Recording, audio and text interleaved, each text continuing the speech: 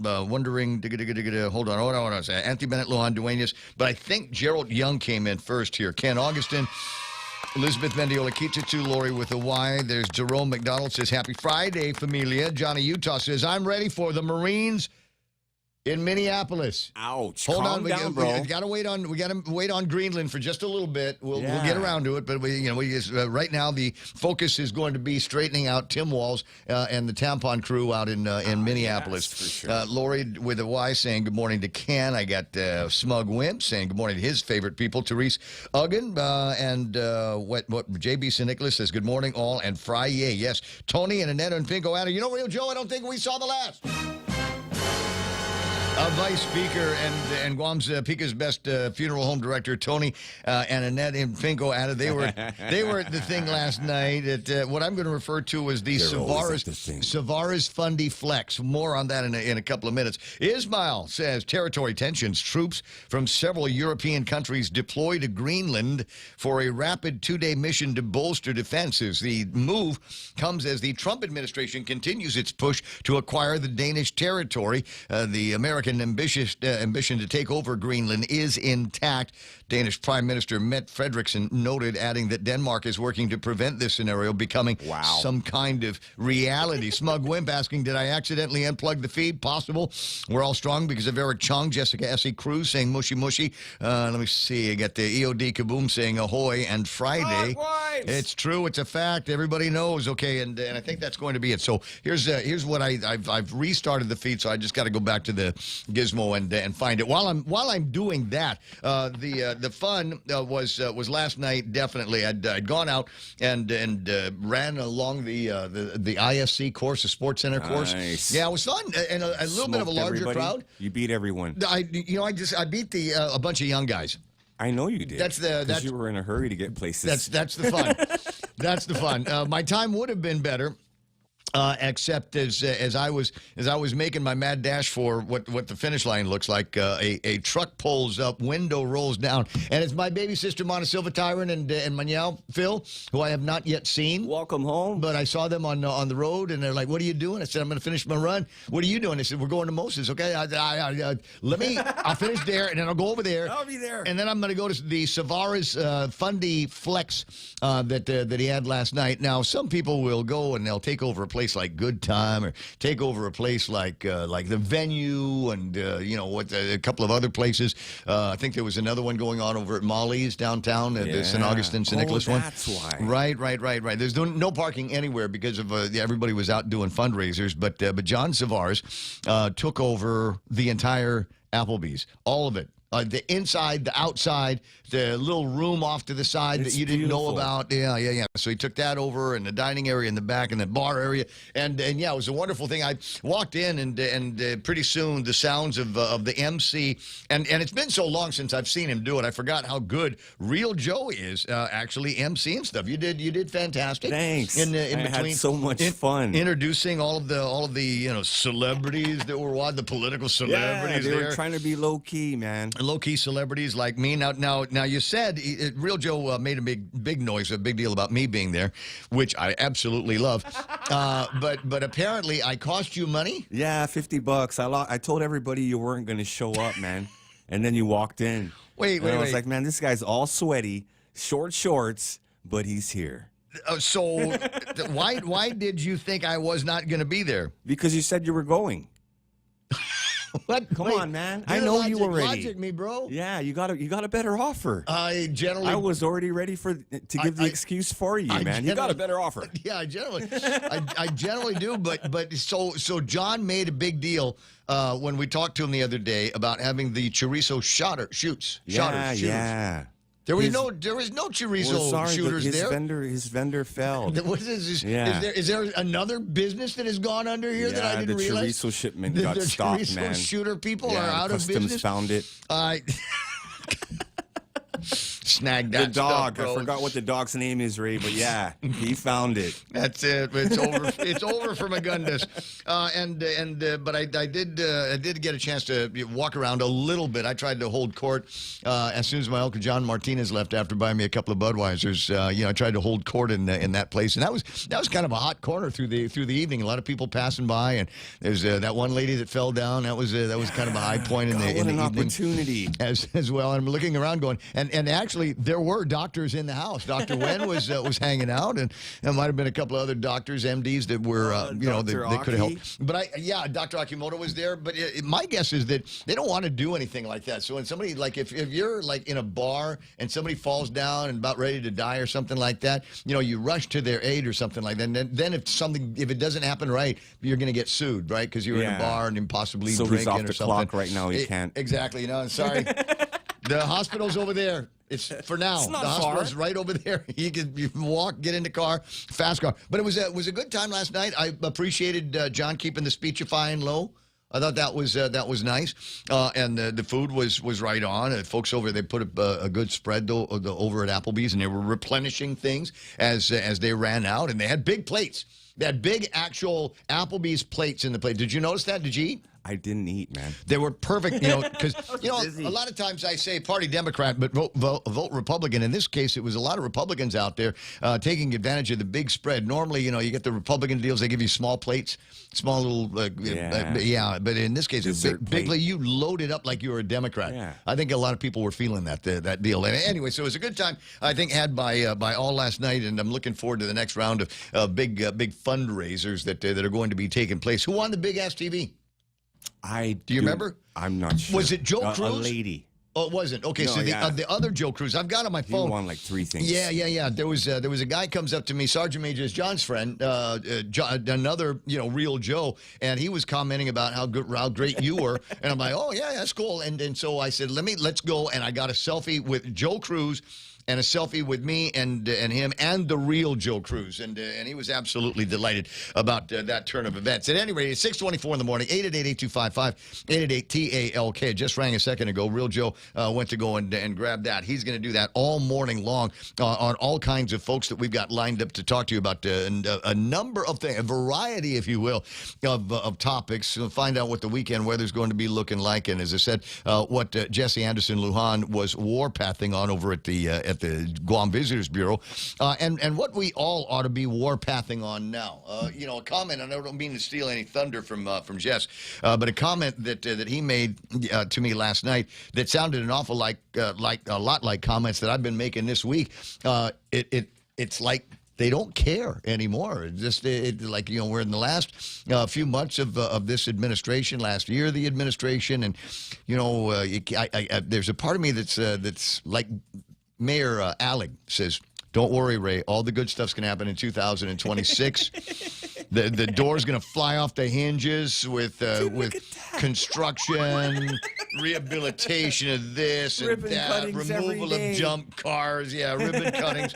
And I'm like, it's 15th of January here, and the junk car situation is getting even worse. It's not getting any better. The homeless count is going to be huge. The number of visible tweakers that are out there in every community, and the not just the rate of crime, but the nature of the crime that is being committed these days is also kind of through the roof. And I just Jesse and I are talking like, I think they don't care anymore. I think they've mentally and checked out of running the island of Guam here for this last year. We'll let the directors, whoever's still where they are now.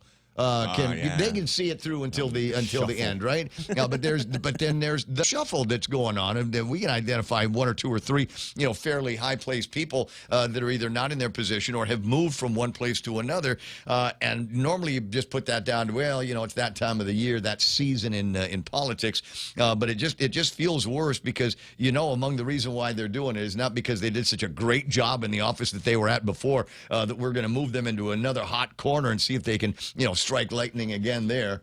Yeah, that's. I don't think that's what's happening. I think it's just, hey, you know what? That guy did a good job for us, and he took a lot of heat for the administration. Let's put him over here and give him a big fat raise. And that way, when it's time for him to retire, he'll be able to retire at a higher, much more comfortable amount. That always feels like the game that is going on around, as I said, this season. So Jess and I will talk about things like that in just a little bit. 6:26 in the morning, and I think I've got everything reset here so I can restart, if you will, the attendance. Do you want to replay the song? I do. Yes, let's do it. Sometimes you want to go where everybody knows your name, and they're always glad you came. You want to be where you can see our troubles are all the same. You want to be where everybody knows your name. You want to go where people know people are all the same. You want to go where everybody knows your name. I can't tell what's up or down right now. This is fun. All right. And going back to the Facebook again for the second time here, it looks like Auntie Bennett, Luan Dwayne. She came in and said, I was first, Ray. I was first. I've got no way to prove it, but I thought I saw Gerald in front of you. So it's going to be okay. Henry McLaughlin, you're watching the Gizmo here this morning. Ladies first. It's okay. As I said, Tony and Edwin Pinko, Anna made their way back. Jason at Military Auto Source. Peter Santos. He was there. He said, Real Joe is real funny. Even my kids laughed. Hey, you know what? Really? Be nice. Looks aren't everything, man. Jerome saying good morning to Alicia Duenas Anderson. She's hyphenated me. She's married. Sir E is Steven Spielberg, directing a movie about classical composers. He cast Stallone, Schwarzenegger, Van Damme, and Siegel. Stallone says, I'll play Beethoven. Van Damme says, I'll be Tchaikovsky. Siegel says, I've got Mozart covered. And Schwarzenegger says, I'll be Bach. Love it. Thank you very much, sir. I appreciate the early morning dad joke. Mike Rios says, Menanas to us, everybody. Good to have you in the thing. Henry McLaughlin, you're watching the Christine. We haven't seen this name in a while, have we? Christine Oliver says, Unsing into the weekend. The Christine Oliver. There's Sarita Garin sending Maganda and Umaga wishes to everybody. Nice to see you there. Ken Williams checking in from Humboldt, Arizona. You remember Kenny, right? Oh, Arizona. Yes, he's in Arizona right now. Kenny was the guy with Top End Pest Control, correct? I don't remember, man. I know so many Kennys. It's true. All right, I'm trying to click on. I'm trying bro. to click on the thing, but I'm not sure if it's working right. Okay, anybody else that I got to say good morning to on the gizmos? All right, I think the list is complete. Moving over to the YouTube side, I see. Rudy Rodolfo, the original Burger King there, Stephen Klein, Bunker Mano, saying, "What? Watching while TikTok? Okay, good. Bad Boy 671, Guam Barbecue says TGIF, and Half a Friday, Are-You Kaduku 671 says Half a Friday. All Derek Destep, it says Aloha from Hawaii. Good to have you online. You know what? I might for Derek, because I don't know if you're paying a lot of attention to local news in Hawaii, but I've usually got a stack of stuff from the Hawaii Free Press that in my mind is always kind of interesting because, you know, sometimes there, but for the grace of God, go us. They're talking about doing a tax hike there. Emergency interventions for those experiencing homelessness cost $103 million. In 2025, the state estimated that a person experiencing homelessness costs taxpayers $82,000 a year, $82,000 a year. That provides interim shelter, emergency service intervention, and triaging medical services. The Hawaii True Cost Coalition represents over 75 nonprofits serving more than 500,000 residents. We're not asking for charity. We're asking to be paid what it actually costs to do the work the government has contracted us to do. $82,000 a year for every bum that they keep on the streets. Not that they take off the streets, but that they keep on the streets. That's a great salary. Yeah. So I'm wondering, what it costs for us. How many homeless people are supposedly being taken care of by the governmental organizations that are supposed to be doing that, and how much money are they spending, and to what degree are we seeing any progress in getting these guys and girls off the streets? That's one of the more interesting ones that they're talking about, and then there's something about decarbonization, because there's still people there that believe in this climate change hoax and willing to spend money, willing to endanger their industries. There's the what do you call it? The shipping, as in cruise line industry, is suing the government of Hawaii because they have imposed on them a fee that should only be imposed on like hotels. No surprise. And yeah. And they're saying, well, no, a cruise ship is a floating hotel, so you have to pay it as well. And they're like, but we're not here all the time. We come in, we bring business to you, and then we pick them, and then we leave. There's no long-term impact. Even if you think there's no long-term impacts. It's just one of those. It's so Hawaii. I laugh when I see some of that stuff. But understand that kind of crap could come and work around here as well. Tattoo Shauna says, good morning, Ray. Love the shirt. Thank you very much. I put it on specifically for you every Friday. I think about what it is that you're going to like.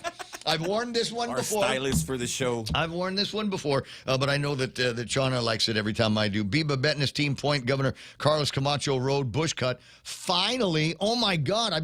Thank you very much for reminding me. I've been meaning to riff on that. Have you seen the thing that we're from the Toowoomba mayor? The Toowoomba mayor did that. I hope so. Somebody There's a nice did walkway it. there. Yeah. There's you know what? It's one of the wider sidewalks that we've got out of Tumon, but you can't really tell over a certain spot or by Dunca's, Jimmy D's area, because it's so overgrown with all kinds of crap. And the jungle wants to take that sidewalk back. Just the way the jungle is trying to reclaim the American flag, Guam flag, intertwined and waving together on Marine Corps Drive. Do you pass by that every day and go, Ray? It's absolutely, it is a shame. It is a shame. They don't care. They don't care. There's an island beautification task force, and since Josh Tenorio has been in charge of the island beautification task, Guam has actually gotten uglier. What has gotten prettier since the island beautification task force? This round of the island beautification task force. See? Talafofo Bay bathroom. That's the mayor. No, that's that was GVB and the mayor. In fact, mostly the mayor. So I'm just asking, what are the home runs, baby? We don't know and we don't care. 6:33 in the morning. That's the mood I'm in, and that's because hanging out with politicians last night, and everybody trying to tell me things that I've been talking about on the radio for the last year.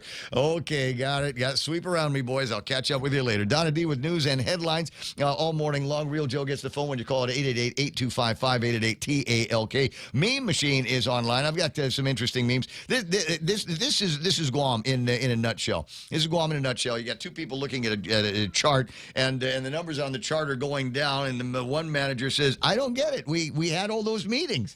We had all these meetings. Everybody got together, or we had summits, and we had these deals over in Hyatt, and everybody putting their 2 cents in, and it still looks like crap around here, and then the economy just keeps getting worse and worse, and more businesses are closing down. Did I hear that Lotte doesn't have a plan B? Their plan A didn't work, and they're probably going to be splitting here before too much longer. And who's going to be taking over the responsibilities of being the duty-free, high-end goods purveyor over at the Guam International Airport?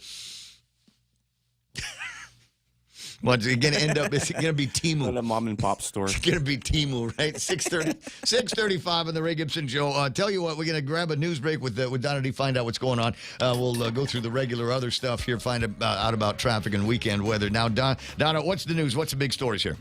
GPD is investigating the death of an 18-year-old in Mangilao. Officers responded to a residence Wednesday afternoon after medical personnel reported that she had no pulse and was not breathing. The Criminal Investigation Division has taken over the case. While the cause of her death remains unknown, an autopsy is currently pending. No further details have been released. Meanwhile, AG Doug Moylan wants the district court to consolidate 3 medical complex cases in Mangilao, despite the governor's and GPA's objections. The cases involve federal recovery funds, agency authority, and infrastructure projects. Moylan says they share common facts and law, and consolidation will improve efficiency. The governor argues the cases are distinct and not federal in nature. And the appeal of a $1.7 million fine against the Palisades developer is pushed back to March 16. Both parties requested a 60-day delay to discuss the case involving the October 15th landslide in East Agana. While construction continues, the developer has not yet completed required safety and drainage studies. Regulators maintain that unauthorized work at the site caused the massive slide. And those are your local headlines on The Point. Now back to Ray. Regulators, 6:36 in the morning, and I don't want to speak for EPA or anything, but if it comes down to a fine or something that we want from them, maybe it would be, could you bring out a couple of your construction kuyas, your good concrete and rebar guys, and build us a nice retaining wall that starts at the bottom of Marine Corps Drive and works its way up. What is that, 30, 40 feet, 50 feet up the hill? 60, 50, it's not give or take. Yeah. We'll put something up there, and we'll make it a mural, Joe. We'll big concrete wall, and we will go up there and put some kind of a mural of Lou and Josh or something like that. I don't know, just like lasting memories. Lou and Josh sliding down that thing. Just saying. Big. No, it's we could Father Duenas.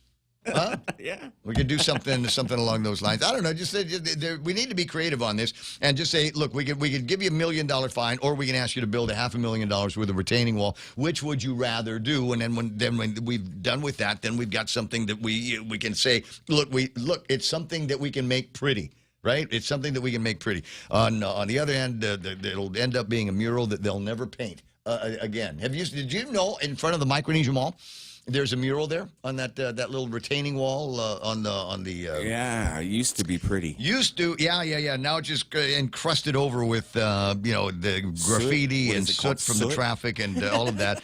And honestly, what would it take to go and paint the white or blue or whatever pretty seashore color we want to, right? And just paint over all of that stuff. Water blasted, and then put a little piece of primer on top of it, and then put a nice coat of paint on it, and just make it new and shiny and not dirty and sooty like everything else is around here. It's 6:38 on the Ray Gibson Show. 888-8255 888-TALK is the telephone number. Smug Wimp. Here's the answer. It's the Kwang Hua duty free over at the Guam International Airport.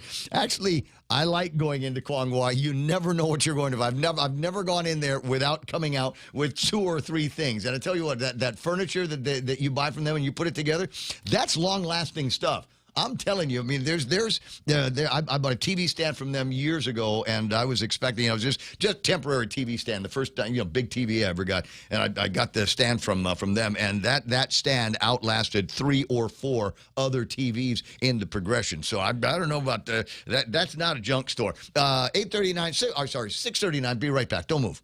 Family Finance has been serving the people of Guam since 1959, and they will continue to be there for you in the years to come. Whether you're looking to get a personal loan for that family vacation or paying off those long overdue bills, Family Finance has got you covered. Apply for a personal loan from $1,000 up to $4,000 by calling Family Finance in Hagåtña 475-4545 or Dededo 633-4473. Family Finance. Craving delicious dishes with local flavors? Look no further than Mezcla Bistro. From our juicy burgers to flavorful seafood and local fusion, every dish is made with love and the freshest ingredients. Join us for an unforgettable lunch, dinner, or decadent Sunday brunch. Visit us online at mezclaguam.com or call 671-479-2652 or 671-489-2653 to make a reservation. Mezcla Chamorro Fusion Bistro, a true taste of Guam. Right on, 6:40 in the morning. Ray Gibson Show being brought to you by the guys over at GRMC, Guam Regional Medical City. They are your healthcare partners. Oh, that's the traffic noise, right? Let me see if I Yes, can sir. get the traffic map up Oh, on wow. on my screen.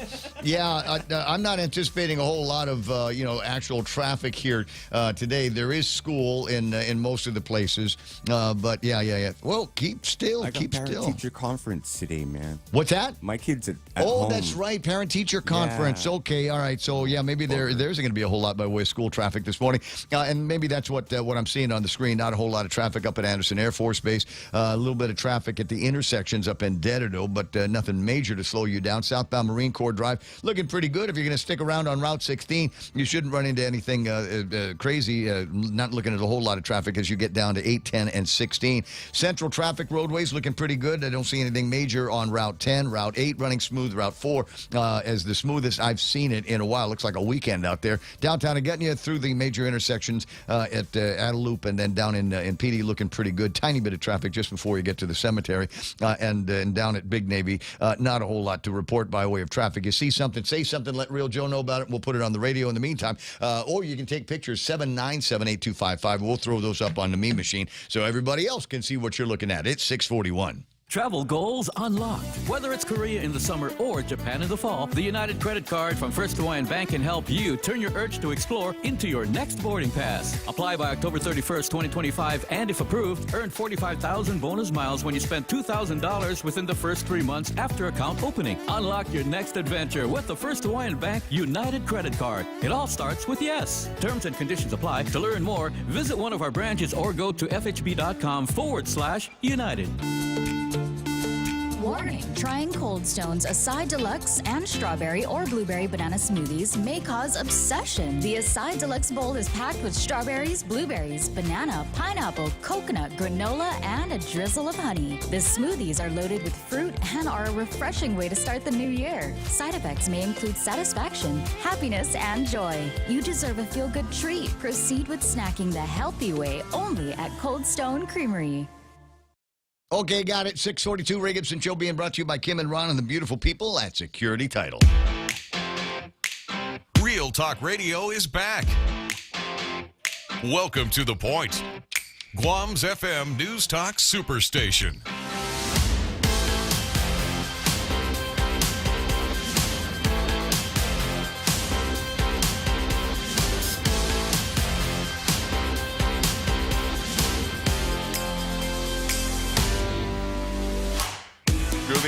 Groovy.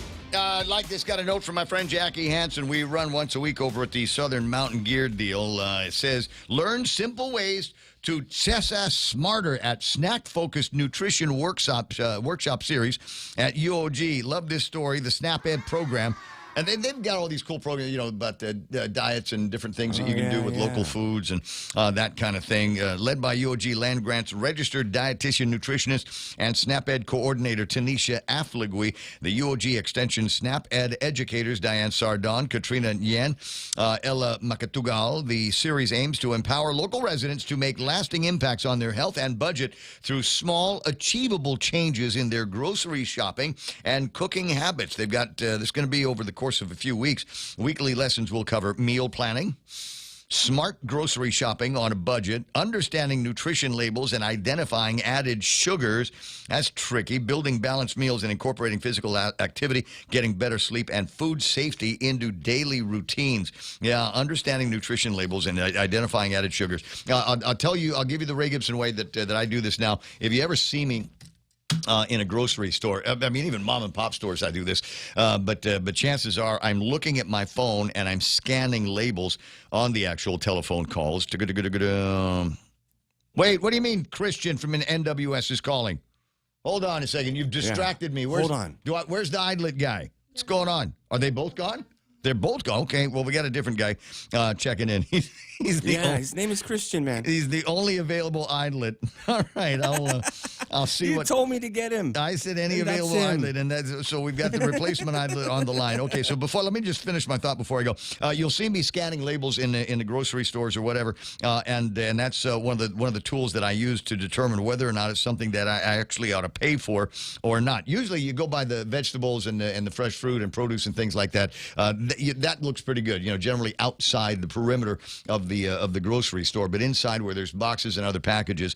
So I use an app called Yuka, and the way Yuka works is they've got databases. They've got people that have already read the label and say, okay, this is good for you, this is bad for you, or they'll give you a yellow light or something like that. So as an example, organic corn thins, and you can get this over at the Payless. Organic corn thins are green, and gluten-free brown rice organic rice thins. This sound like the wrapper would taste better, wouldn't it? And that little plastic thing that closes the wrapper, like the bread wrapper, that's the best part of it. Quaker rice cakes, oddly enough, are poor. You would think that a company like Quaker would be awesome. Good for you. Here's another one. Ken's Steakhouse light northern Italian dressing. It's oil and vinegar, right? How bad could it be for you? They say there's risky additives and too much sodium in this. Otherwise, on calories and saturated fat, and the fact that there's no sugar in it is a good thing. But otherwise, we're not so sure about those sketchy additives. The app is called Yuka, and it's available for free. 6:46 in the morning. All right, so I've got Christian on the line for the National Weather Service. Yes, sir. All right, just to look at weekend weather around here. We got the word from the JIC yesterday that looks like we've got a development over Palau, and we'll get started with that and what the impact of that is going to have on the Guam weather scene. Good morning, Christian. Welcome to the Ray Gibson Show. Good morning. How are you? You know what? I'm doing terrific. Are you one of the guys that helps out with the Lego projects and the Lincoln Log projects that the Islet Boys will do from time to time? Sometimes we'll go and assist them, but they're the main two who do that project. So, but yes, I'm one of their forecasters here at WFO Guam. All right. Well, it's good to have you as part of the program here this morning. And just as I said, just a quick overview of what we can expect weather-wise. The report that Real Joe gave me calls for mostly sunny skies and isolated showers virtually all the way through the weekend. And so it's a rather quiet spot in the radar and the satellites.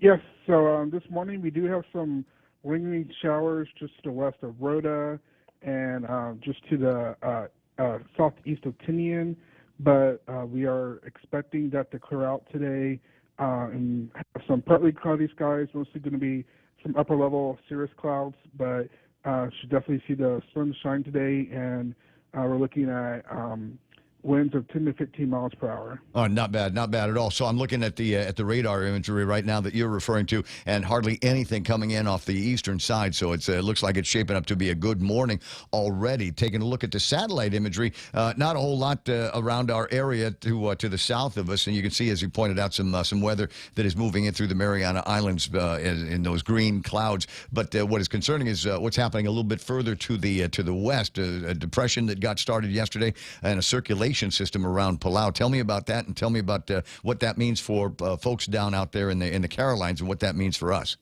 Yes. So the JMA named according to the JMA, it's tropical storm No Cannon, and the Joint Typhoon Warning Center still has it as a tropical depression. It's currently located west of our area of responsibility.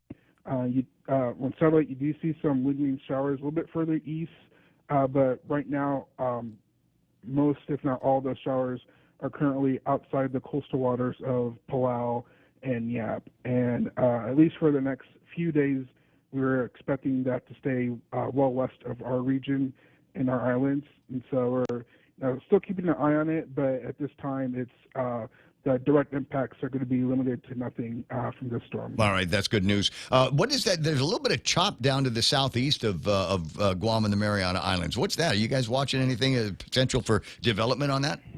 Yes. So right now we're watching a buffer circulation near the equator that's packing a lot of moisture. It's producing quite a few showers across Kosrae and soon to be Pohnpei, and we are watching for a very, very slow development over the next 5 to 7 days, if not longer.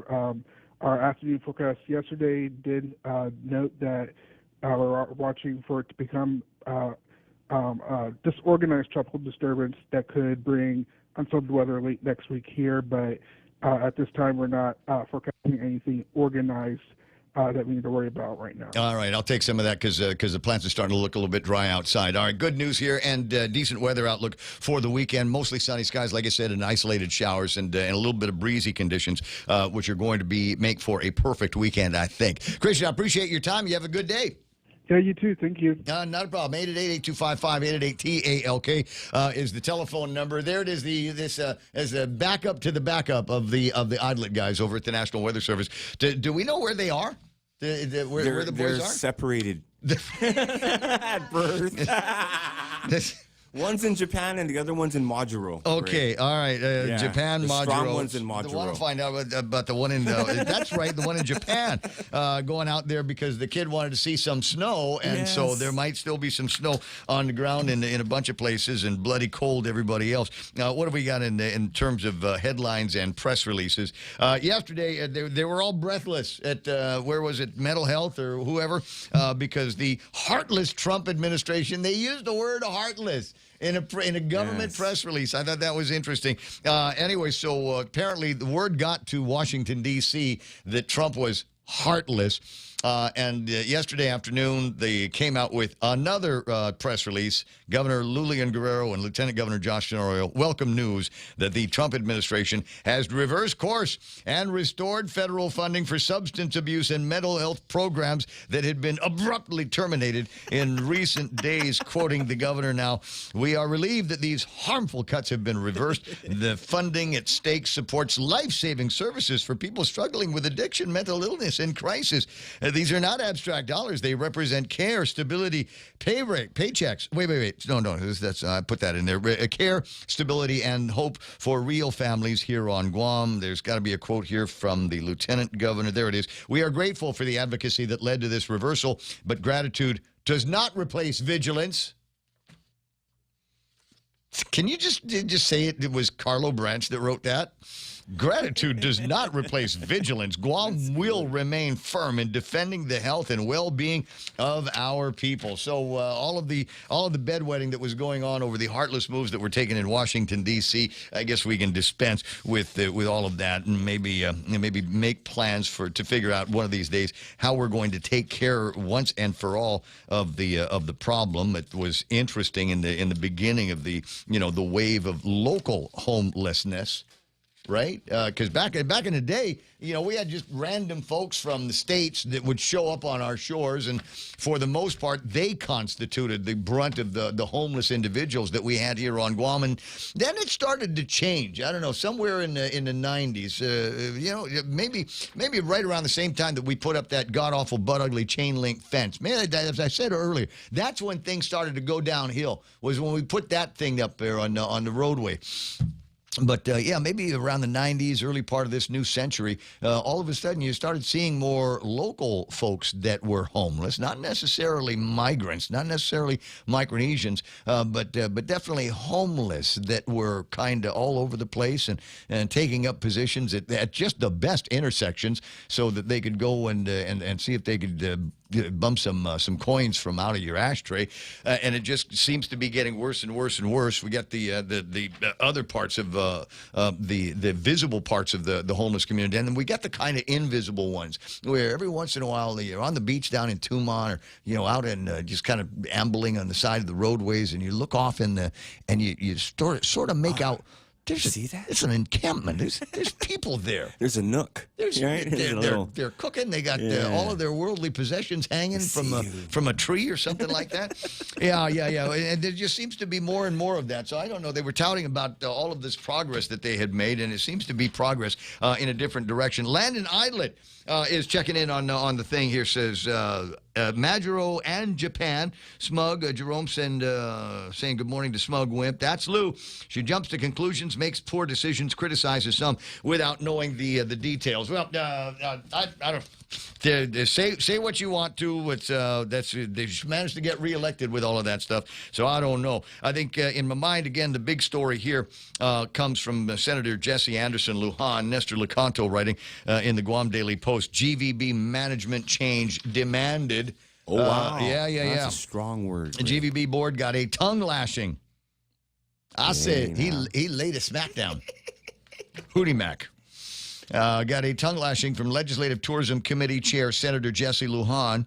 He said he would be blunt in addressing the board and that if GVB wanted the legislature to even consider more resources for tourism recovery, then there needs to be fundamental change to the management and board. That could mean one of two things, he said, or a combination: new management that can actually deliver and a new board structure that has the teeth to act, one that stops enabling underperformance, ouch, and starts demanding results. He scolded GVB management for what he said was a pattern of excuses, shifting timelines, and lowered expectations while management adjusts projections on paper. Businesses in the real world keep closing. Do I need to run down the list?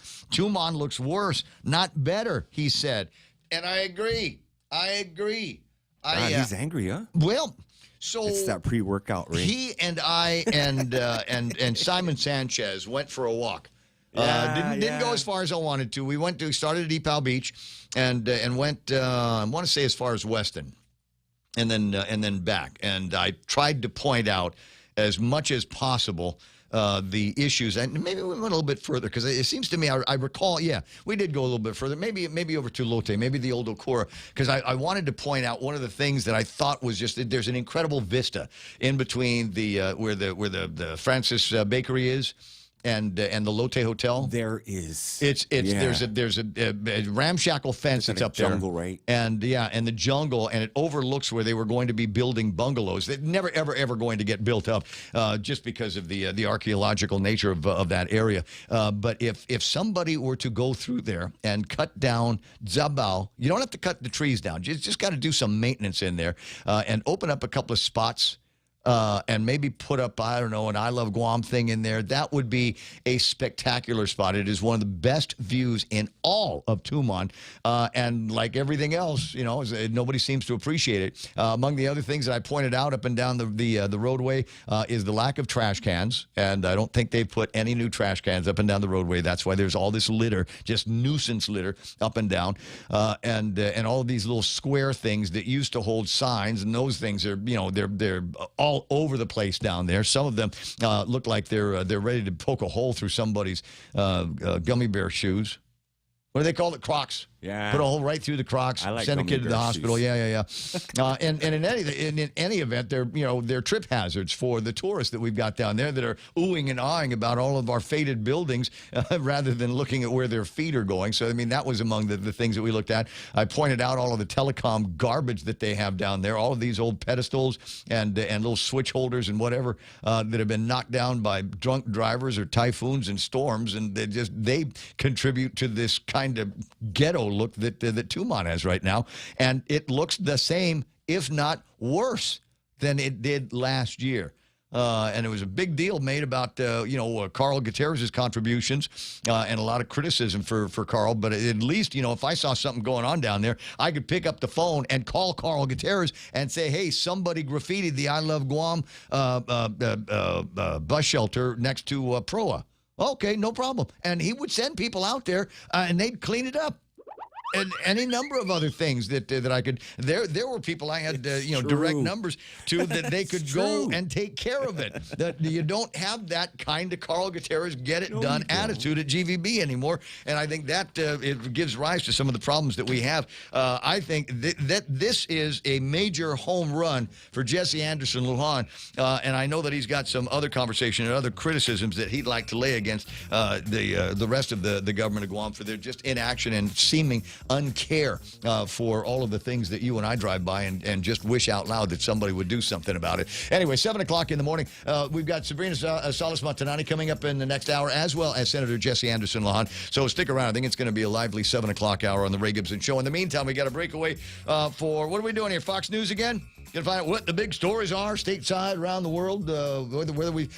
I ran into an interesting bit of trivia about Greenland that I'm going to share with you and all of my Pinoy listeners here this morning that will fill you with pride.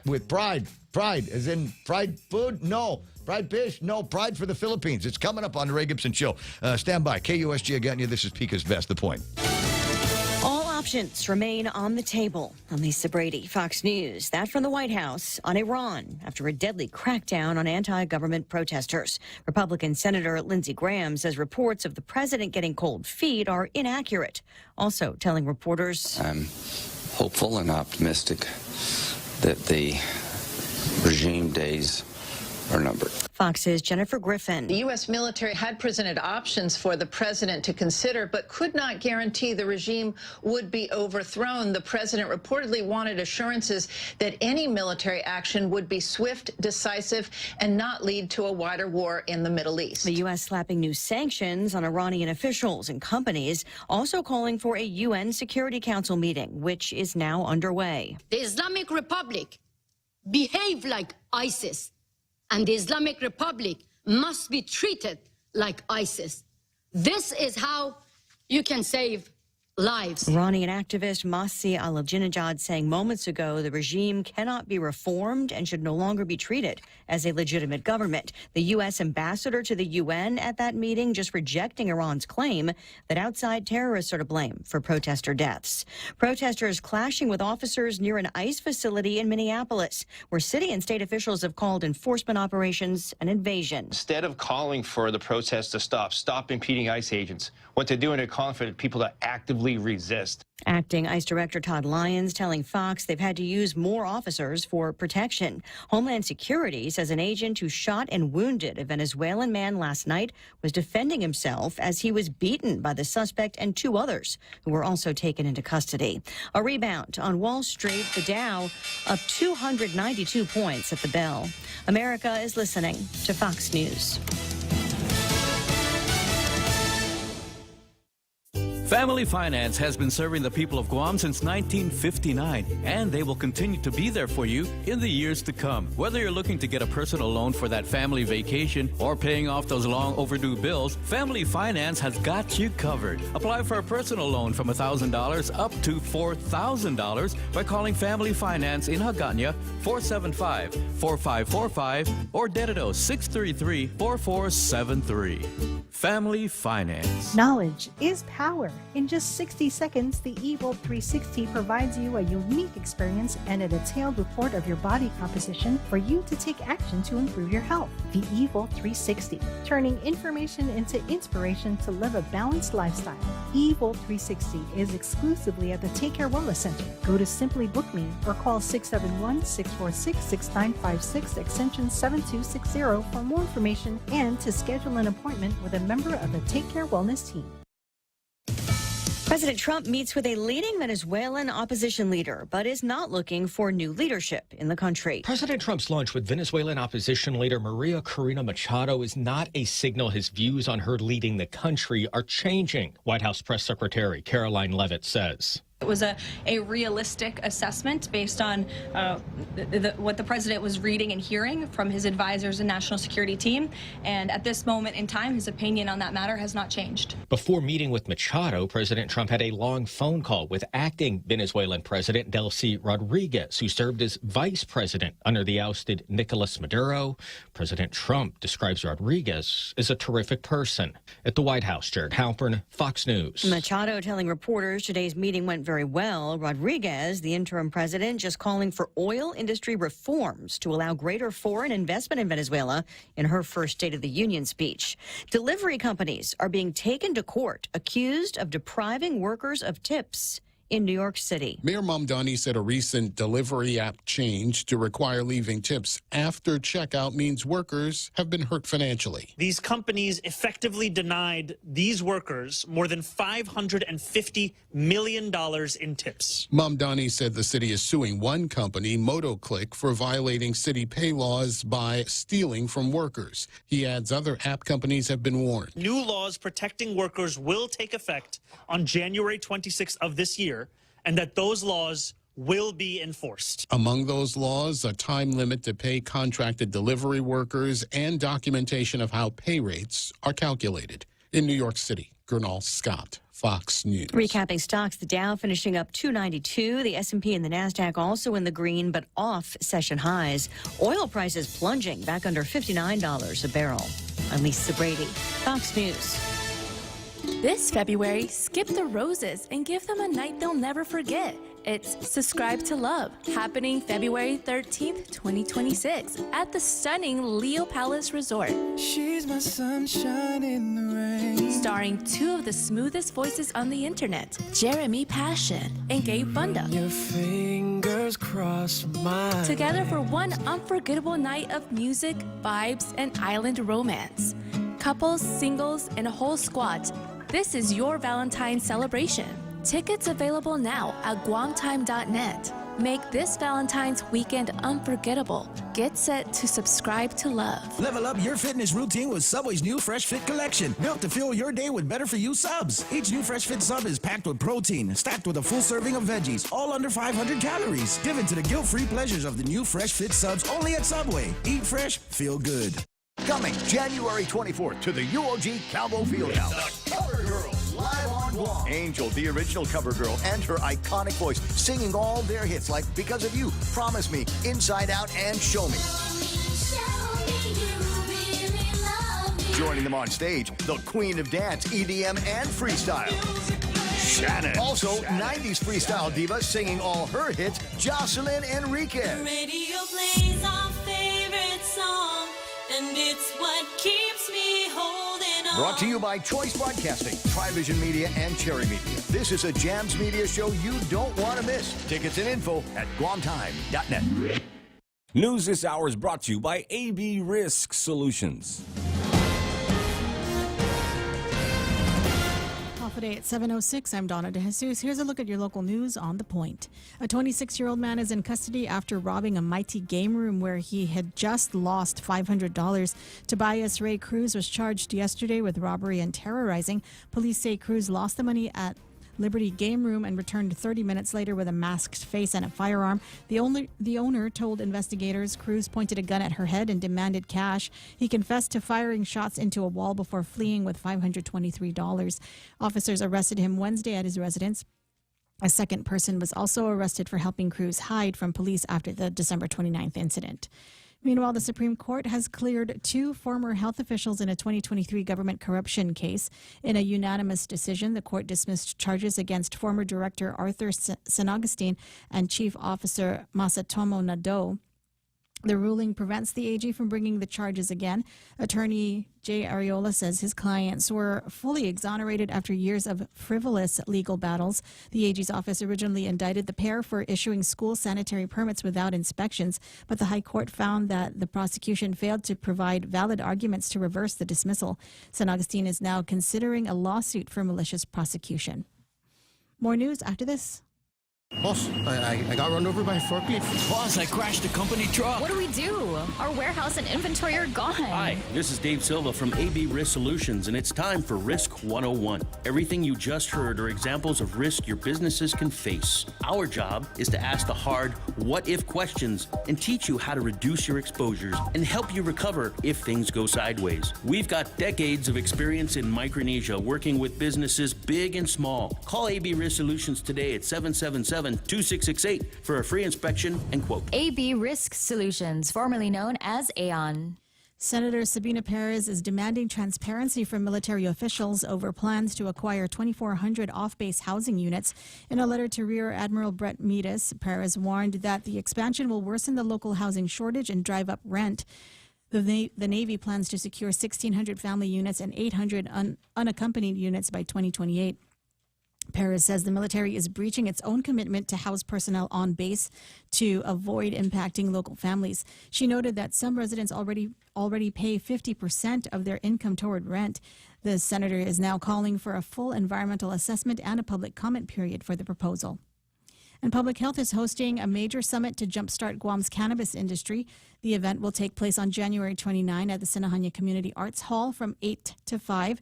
Regulators will provide updates on the current state of the industry and demonstrate a new seed-to-sale tracking system.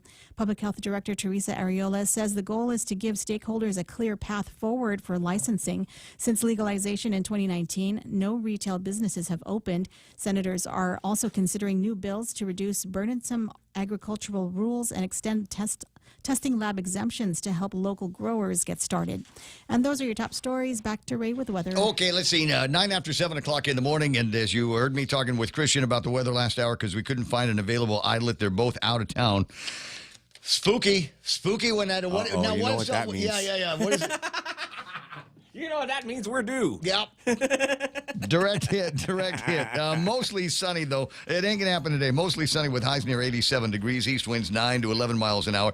Tonight, partly cloudy skies and overnight lows of about 76 degrees. That's a day. That's for today, day one of your 3-day weekend. For those of you that are lucky enough to get it, mostly sunny with highs near 87 degrees on Saturday. Saturday night, isolated showers under partly cloudy skies. Sunday, calling for mostly sunny skies and daytime highs of about 86 degrees. I don't have an outlook for Monday, so you're on your own. With the heat index today is going to feel like 92 degrees. There's a 20% chance of rain. I don't know exactly where it's going to be coming from because, as we pointed out earlier, the radar imagery is looking rather clean right now to the south and east of the island. Careful on the rip currents and high surf. Doesn't need to be cloudy and rainy in order for things to get crazy out in the waters. Sunrise this morning at 6:48. Sunset tonight at 6:13. And there it is. News and weather together on 93.3. This is The Point. Start your day with KFC's $5 breakfast deals. Choose the AM loaded platter, AM chicken rice bowl, or AM sausage, biscuit, and gravy. And now, enjoy a cup of premium Lavazza coffee from Italy with every meal. Head to your favorite KFC for our $5 breakfast deals and enjoy a taste of Italy with every sip. Breakfast is served from 6 a.m. to 10 a.m. daily. KFC. Finger-licking good mornings just got better. Bundle smarter, work better. When you're running a business, every decision counts. Now's your chance to make one that gives you more. For a limited time, get hybrid fiber internet up to 1 gig for as low as $125 a month. Plus, get up to 6 months of free internet and free Samsung Galaxy earbuds when you bundle with Docomo Pacific. Ready to get started? Try our free bundles calculator by visiting info.docomopacific.com/radio25. While supplies last, some conditions apply. Can do. I'm thinking about Marina Grill. Do I have a giveaway today? I think I do, right? You do, yeah. All right. So I didn't want to tell you, man. It's gonna be phobias. I was gonna keep it for myself. It's gonna be phobia. You didn't eat enough last night over at Savard's fundraiser? I didn't, man. I don't eat when I work, man. More for me. And John, who brought the lumpia last night? That's all I got one because there wasn't a whole lot left when I got there, so I got one, and then I dipped it into the sauce and I ate that and went outside and I saw I want another one. I went back and they were all gone by then. Like in the space of time, it took me like one lumpia. So I need a name here. My 64th birthday is coming up. And so I'm thinking about I want to have a party. So I'm thinking Marina Grill. We'll go down there and we'll have them cook up some stuff I like. Everybody have burgers and sliders and that kind of thing. We'll have some of that ceviche they make and the fried gizzard. I think that's going to be great. And it sounds like it's going to be cool.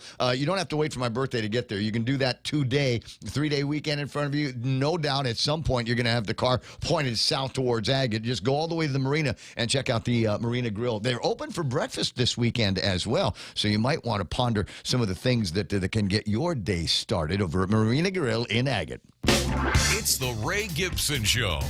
Call now, 888-TALK. That's 888-8255. Yeah, I love this. This is the story of my life with AI. A lot of conversation about AI in Washington, D.C. right now because there are concerns that people are using AI to make pornography. No. Yeah. And they've singled out Grok because nobody likes Elon Musk in Washington, D.C. except the guys over at the White House. So, you got some Dems and Libbies out there. They're using Grok to make the kitty porn. And he's like, no, they're not really. I mean, there's other apps that people are using to do all of that stuff. But I mean, I put this meme up on the screen because this is my life with all AI right now, and it's a cartoon character that is AI, and somebody asking, "Hey, is this mushroom edible?" And AI says yes, and then he's standing over a grave. R.I.P. says, "You're right, that mushroom was poisonous." I'm sorry for the confusion. Would you like to learn more about poisonous mushrooms? Absolutely true, but there's benefits. There's other benefits to using AI. I like this one here. It's what Brad Pitt and Jennifer Aniston would look like without fame and fortune. That look like That's a regular dude. Yeah. This is my banker. I don't know. Without fame and fortune, there we go. And so, you can use AI for all kinds of fun. God, Yeah. Like they run the community garden. It's in. I'm sorry, I didn't mean. I was going to save this for later. It's another meme that I found on Twitter. So what feels illegal but isn't? Calling in sick when you're actually sick. I totally get that. I'm like, I should go to work. All right. Anyway, 7:15 in the morning. There's another one that I'm gonna put up a little bit later on because I want to use it as a way for us to interact a little bit. Things are going to get interesting here, obviously. But there was an interesting meme that I saw, and I will put it up, and then you can start thinking about it. And I'll even try to get you started. You wake up, it's 1985. The last 40 years have been just a dream. The last 40 years have been a dream. It's just it's kind of glitch in the matrix. That's crazy. You wake up, it's 1985. What do you do first?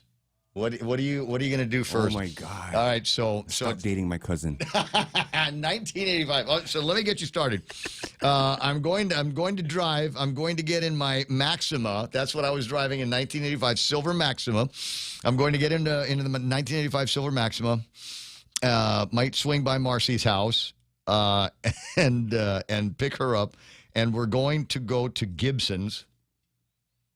Nice. And have breakfast at King's on the side of the building. Do you remember that? That's how I'm going to start. That's how I'm going to start Saturday morning in 1985. What else are we going to be doing? What are you going to be doing? What's the first thing that you're going to be doing? You wake up, it's 1985. The last 40 years are a dream, in some cases a nightmare. What are you going to be doing first? 7:16 in the morning. Do I have Sabrina Salas-Montanani on the line? Senator Sabrina Salas-Montanani is on the telephone. We've been trying to get a hold of you for days. I saw your daughter last night, didn't see you. What's going on? Hi, good morning, everybody. I've been out sick for a few days. Oh, no. So I just got back to work, I think, Wednesday. So. Wow, and okay. I was there last night at John Tavares' fundraiser. I did. Still wasn't feeling well. Joe's nodding his head. He says yes, he can validate. He took attendance yesterday. All right, and he can't validate that you were there. I miss you. I'm sorry about that. It would have been nice to get. I wasn't there very long. Because I want to give you congratulations and kudos. I appreciate the fact that you are hearing the cries of the community here and from people, entrepreneurs especially, that would like to fulfill, if you will, the promise of your former colleague, Clint Rigel, when he was over at the legislature and turning recreational marijuana, in some kind of an industry. But like we tend to do sometimes, our eyes are bigger than our stomachs here, and we scaled it up, I think, way too high for a community of 155,000 people. Right. Well, thank you for that, Ray. One thing I committed to when I was running is just listening to our people. And when I found out that cannabis was under my committee, I reached out to some people and said, hey, what's going on? How can we move this forward? Because it hasn't grown in years since it was legalized. And so we had a meeting. It was, I think, Malcolm Abusin, John Tavares, Ed Santos, and a couple of other people. And they talked about how the one of the major barriers is the treatment of cannabis versus the agricultural industry and farming. Yeah. So we set a timeline. My chief of staff said, okay, here's the timeline. Let's keep meeting. We had a policy guy meet with them. And just a couple weeks ago, we had the final draft of the bill. And then it was just timely that Senator Tydegre had introduced her bill and decided to hold a roundtable meeting. And so hearing all of everyone's concerns, we pulled the trigger and introduced the bill that afternoon. I appreciated much of the bill that I was able to read. I've only glossed over it, and the part that I like very much is all of the strike-throughs that you have in this measure, taking a look at what I consider to be kind of unnecessary obstructionist language in being able to treat cannabis more like an agricultural product than some kind of illicit drug. Right. So really, what it does is it amends the GAR holding cannabis agriculture to the same standards as all other agriculture producers on Guam. So it's just relative specifically to the use of fertilizers in the growing process. So it's in a manner where Guam EPA they're familiar with, they're comfortable with enforcing, and it's also consistent with safe ecological agriculture practices in Guam. And so this is just agricultural parity, which you see other jurisdictions such as California, Denver, New Mexico, and the state of Oregon. Now, as you're moving through all of this, and I can appreciate eyes on at least this facet of our Control Act over cannabis on Guam. Obviously, you're aware that the president has moved it from Schedule 1 to Schedule 3. That makes a little bit more sense and will also allow for greater research to take place. But is there, and as you pointed out, Telo Taitug, we're going to be doing a summit on this. I'm of the opinion that we could probably take all 143 pages of the Cannabis Control Act and just strike through everything and go in and pick out just the parts that we think are still relevant to our control of cannabis as a product here on Guam, and bring that down to maybe 2 or 3 pages worth of a Control Act. Do you feel similar? Well, what we're doing since Tello held her initial roundtable discussion, she mentioned the establishment of a cannabis working group, and so her and I had discussed, the jurisdictional issue regarding cannabis, and so she has kind of deferred the cannabis issues to me, and so I'm going to continue what she discussed during the roundtable. I've committed to her that, hey, I know this issue is very deeply personal to her, and so I'm not going to let her down, and I'm not going to let the people in the cannabis industry down. So we are actually starting this cannabis working group, and we're going to have our first meeting next week to talk about other barriers that are preventing the industry from moving forward. So I'm looking forward to hearing from them. I've spoken to Clint Rogel is one of the main authors of the law several years ago, and he's kind of provided me feedback in some of the discussions that he's had and some of the barriers that he's seen since this law was first enacted. Does he agree with me that we could just white out most of it and move forward like everybody else? Do we still need to have very expensive licenses? Do we still need to have such strict restrictions on the height of the fence and the kind of security system that you have to have, and what your grow lights can be, and how many plants people can have in their backyard? I think that's a discussion we should have with the former senator. But he's committed to helping me move this forward. So I really appreciate that. I'll see if I can find the former senator and another current senator on this. I'd ask Grok or Gemini, one of the two AIs, to take a look at the 143 pages, and from the perspective of an entrepreneur and a libertarian, what they thought the big obstacles were, and was pleased that it seemed to go along with some of the same thoughts that I have, in that the measure is overly restrictive. And as you're pointing out, we have had virtually nothing happen in our cannabis industry over all of these years since it has been signed into law.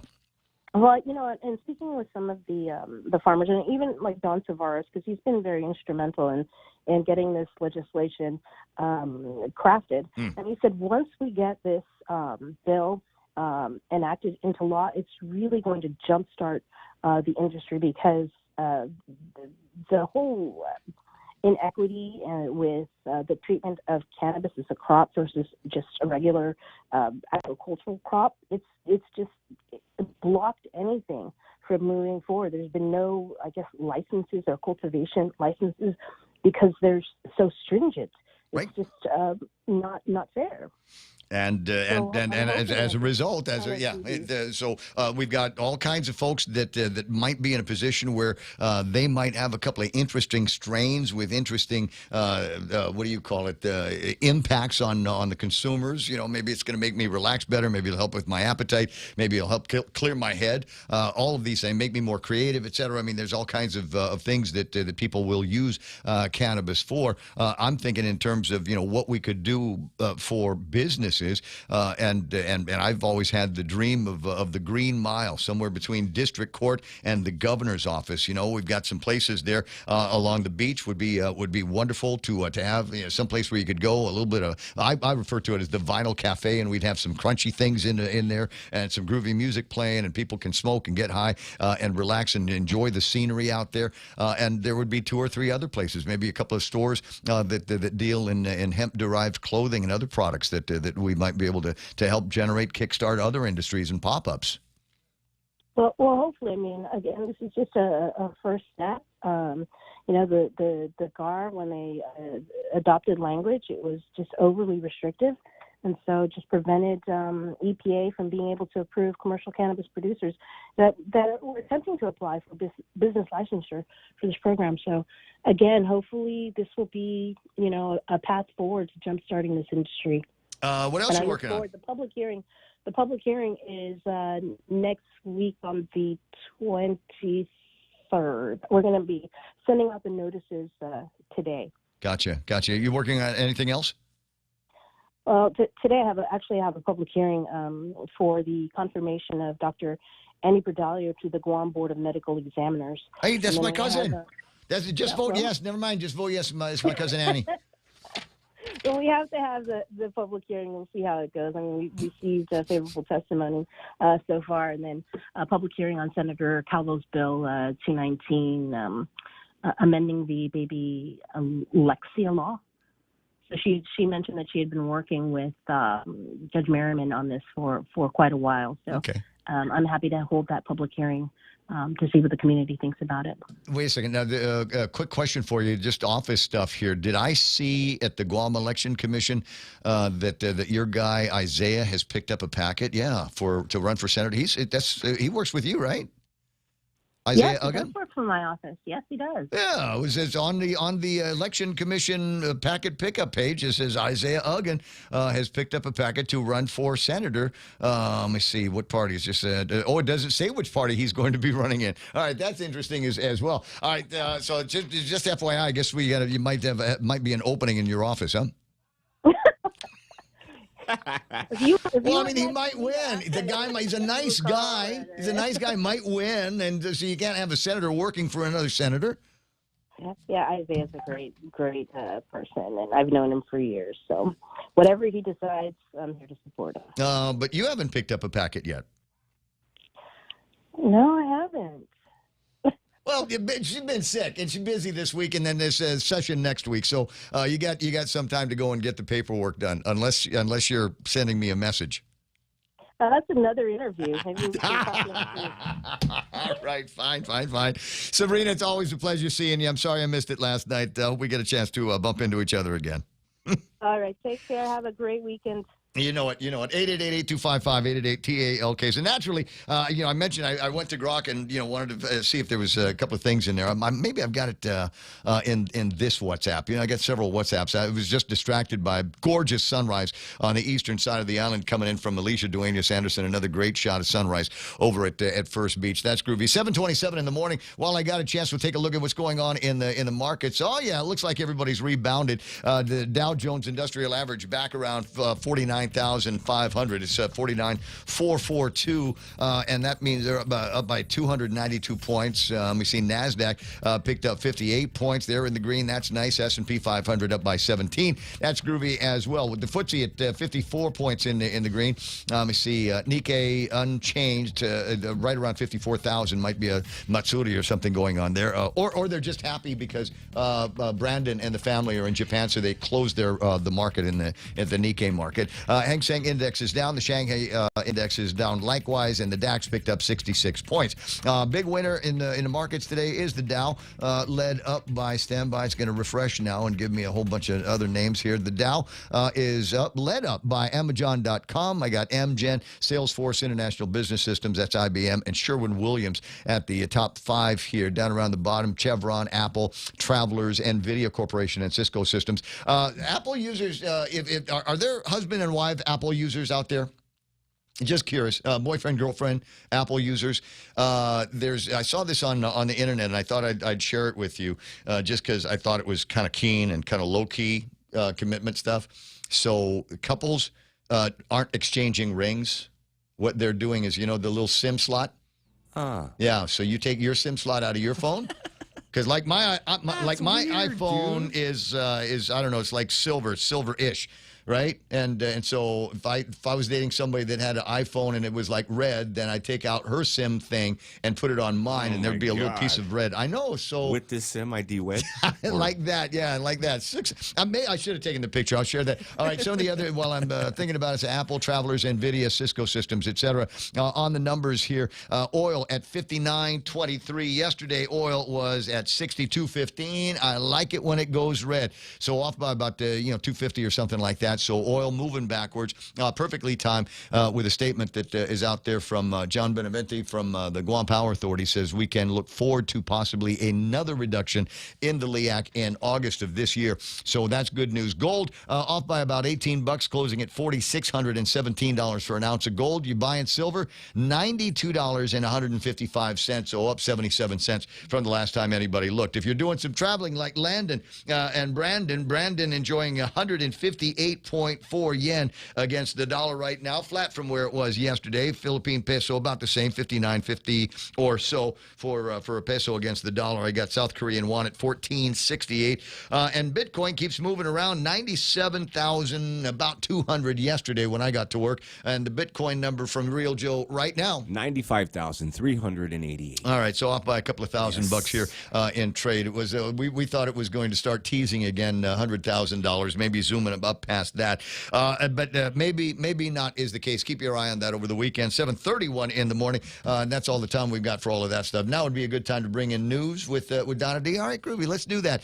Being brought to you by Burger King with those incredible double cheeseburgers, and we got the regular one with a couple of BK patties in it and a ton of cheese, and then there's the one with the bacon, which is the same as the regular, but with bacon, and then they got one that's called the Rodeo, so it's got some cowboy barbecue flavors in that as well. Give them a shot. You can eat there like every day and enjoy it and find something else to keep you occupied. And maybe while you're thinking about it, look over my ideas for that Green Mile, because it's going to happen. It's going to happen. I'm breathing it into existence. The idea that ends somewhere between District Court and Agana, the smell of KFC, which itself would be an incredible. Can you imagine having smoked a big fat joint and just kind of walking by KFC? Oh yeah. Oh my God! Can you imagine if you could control yourself, if you could control yourself, and just kind of keep going, and maybe there's a barbecue place, huh? Maybe and not just a bar, like a Korean barbecue place down the street from that, crunchy kimchi and daegu, and you get to cook it yourself, and there'd be an assistant because you just smoked a big fat doobie, and they don't want you to burn their place down. And like I said, my Ray Gibson's vinyl cafe down the street, and we'd have all kinds of treats and confections in there, crunchy stuff, sweet stuff. It'd be like every different kind of potato chip available. Like that whole counter, like in the grocery store, with nothing but potato chips. We get the Japanese ones and the Korean ones and the American ones. And I would take the extra step. I would hire Keena McCausland. She would be my distribution consultant, and Keena would bring in all of the really, really good flavors of like Pringles or whatever that we don't get here. All the Lay's. Yes, all the chips. Lay's. Yeah. And just have a whole different, like that ramen place down by Francis Bakery in Tumon.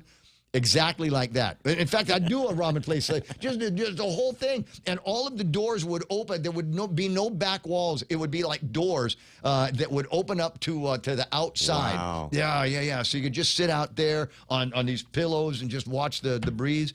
And if we don't do Vinyl Cafe, I'm old school vinyl jukebox, right? A rockola? Yeah. Something like that. Are you feeling my vision? I do. Somebody's got like we've got to do this. All we need to do is get more marijuana grown around here to sustain what I think. We do have an area there where the buses could pull in from Tumon, and we get all the stoner wannabes from Korea and Japan. It'd just be incredible. Anyway, 7:33 in the morning. There was one other note that I wanted to make. I was talking about the Vinyl Cafe, and an interesting. I was listening to a group yesterday, and this is one of the few groups that I can make a Vinyl Cafe thing story on Facebook and Instagram that the music's not already there. When you make a story and you're going for something thematic.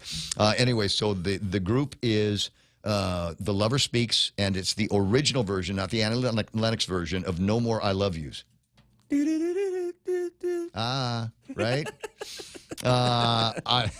I like the don't lover find speech, myself man. out singing home whistling buttonhole tunes to make me cry.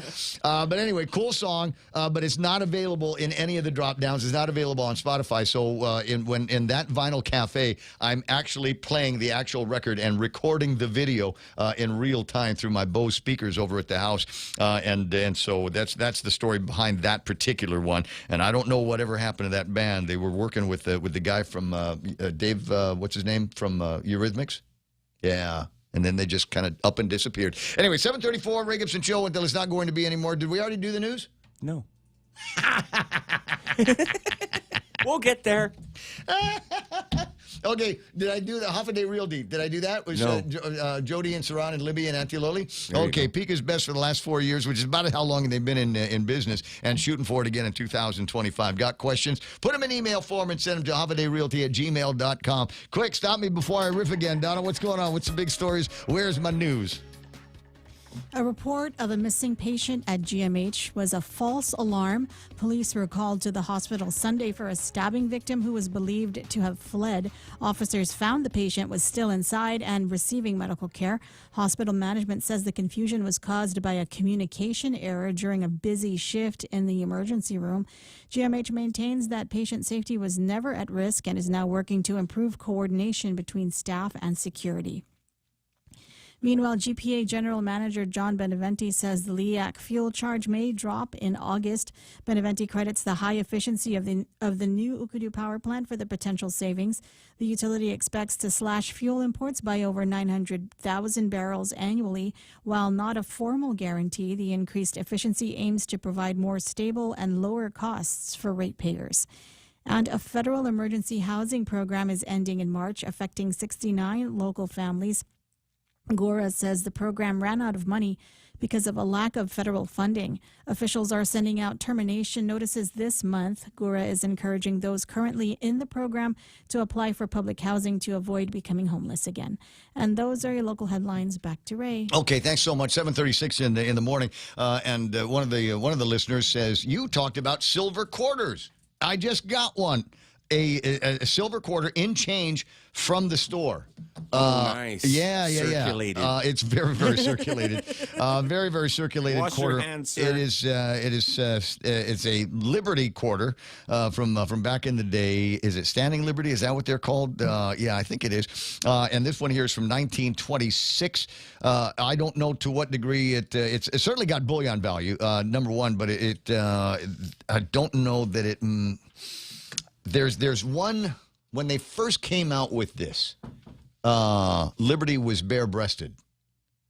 Oh, wow. Yeah. Let me see. I don't actually have a picture of that one. wanna see it. Now but I do have, I think it's a 1925 quarter. I do have a version of it.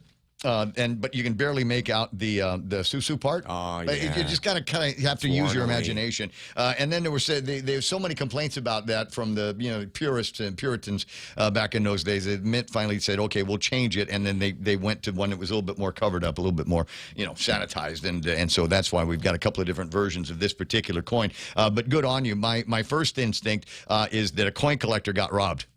I mean, if you found that in change in the store, somewhere around there, a coin collector got robbed, and Saki Melanias are using the coins now to fund their purchases in the mom and pop stores. But I appreciate you sending me the picture of it. 738. If you want to sell it, I'll be happy to take a look and see what the values are for that particular coin. Don't expect a whole lot. I don't think it's a key date. See, now here another one. So look at this. We're all thinking along the same lines, right? Can you imagine? You just smoke a big fat doobie. You got yourself some KFC from the place down in Anigua. You're making your way to my vinyl bar, and you're looking for something crunchy. How about the shrimp crackers? However, not any ordinary shrimp crackers. Do you see where it says wasabi shrimp crackers? Yum. Yeah. There's another one. Smug knows what brand of coin I'm talking about. But there's another one that I pick up occasionally at the mom and pop. We call it the Paco store in Roy T. Damien. So anyway, I go by the Paco store, and they've got a new kind of shrimp cracker that's made from shrimp heads. And they're still in shrimp head form. Okay. They fry the hell out of them, and then they season them, and you eat them like chips. Do you eat shrimp like that? I do not. Man. You do not. Okay. No. So people will see I know people that eat the whole head. I eat antennae. everything.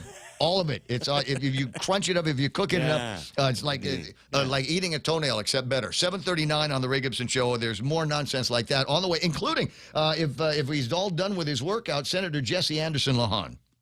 Burger King's double cheeseburger line is here. The classic double, bacon double, and rodeo double. The classic features 2 flame-grilled beef topped with pickles, ketchup, mustard, and melty American cheese on a warm sesame seed bun. The bacon with pickles, ketchup, mustard, melty American cheese, and crispy savory bacon.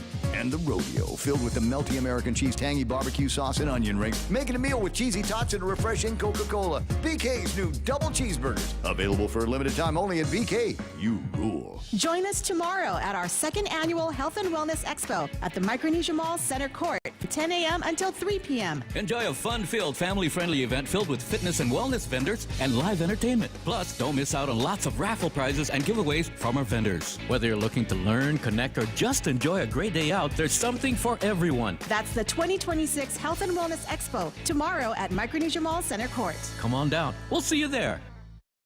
What, more from me? Got it. It's 7:40. And that's the time brought to you by Beyond the Box. First floor, Micronesia Mall. The place opens at 10 o'clock this morning. And maybe this is going to be the weekend that you add some flex to your television capabilities. Get yourself an Apple TV. I've had one for a while. I got a new one for the big-ass TV in the bedroom and absolutely raving about it. And you can, too. They're not terribly expensive. I think, brand new one with maximum gigs on it will set you back about $179, $159 for the other one. They'll tell you everything that you need to know about it. Plus, here's the other thing: is they've got a great collection of screen protectors. My daughter was looking at my phone and said, "Dad, I can't see anything." I said, "Yeah, it's because it's got a privacy thing on it." She said, "Oh, I need that. I want that. Where do we get it?" And so you go by the Micronesia Mall, go to Beyond the Box, and depending on what vintage your phone is, I'm sure they're going to have a screen protector for it. But depending on in the last couple of years, will they have one for your particular brand of iPhone? I know a lot of you hold on to them for a long time. But anyway, check it out today over at the Micronesia Mall, and your phone can do this. Wait a second, I put it on the screen. So let me a quick demo here.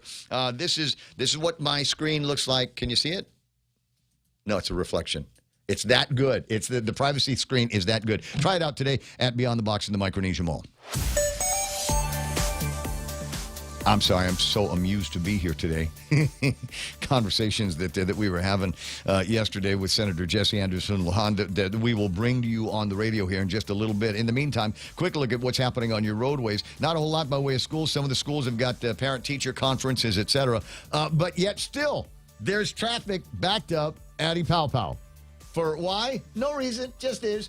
You get down to the light and it's all suki and nobody wants to go and fix it and allow for more. I mean, I could see it if there was a lot of traffic coming off Leche Macheche and down Isang Song, but there's not. It's just here, stop for a long time and then you can go and then find no traffic. There's nothing major slowing you down through the rest of Northern Marine Corps Drive. A little bit of traffic over on GRMC and General Blas Highway, but that shouldn't slow you down too much. Once you're past the Micronesia Mall, easy shot into the Harmon and Upper Tumon, Tamuning area. Nothing major all the way into downtown Gutnia. You will find some traffic over at the airport because they got a Suki light there as well. What have I got in the Barragata area? 8, 10, and 16. Busy on the Happy Mart side and traffic building on the Wendy's until on Middle School side. 10 and 15 busy right around the church area, but it'll open up and a lot of that has to do with the construction in the area down there as well. If you're a Route 10 person, Route 4 busy over at Tai, but open over at Cost You less and only a little bit of traffic in the Ordot intersection past that.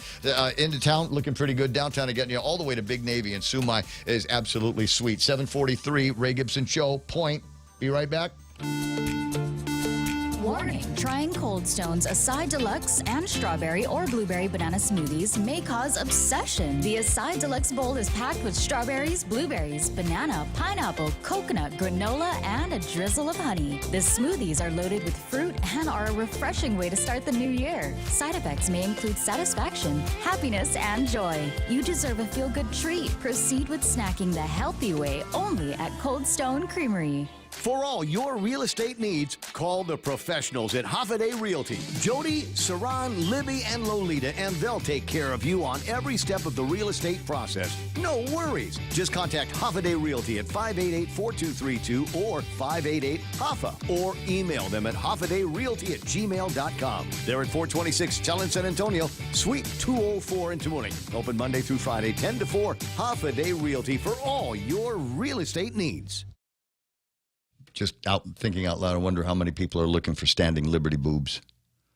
It's just as something to do, on a Friday morning. 7:44 on the Ray Gibson Show, and portions brought to you here by the guys over at Subway. You want to eat fresh, you want to eat fit, they can do that for you. They got sandwiches there loaded with protein, but not loaded with calories. Find out. There's one near you right now. We're talking about eating fit and fresh at Subway.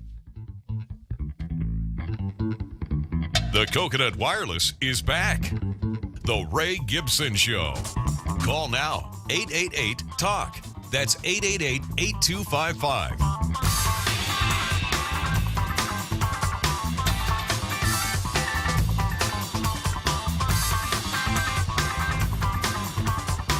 I got 7:45 Ray Gibson Show, and you've heard me riffing on one of the big stories that came out late yesterday and is in the news here this morning, and it has to do with Senator Jesse Anderson Lohan being at the recent meeting of the Guam Visitors Bureau, as I say, laying the smack down.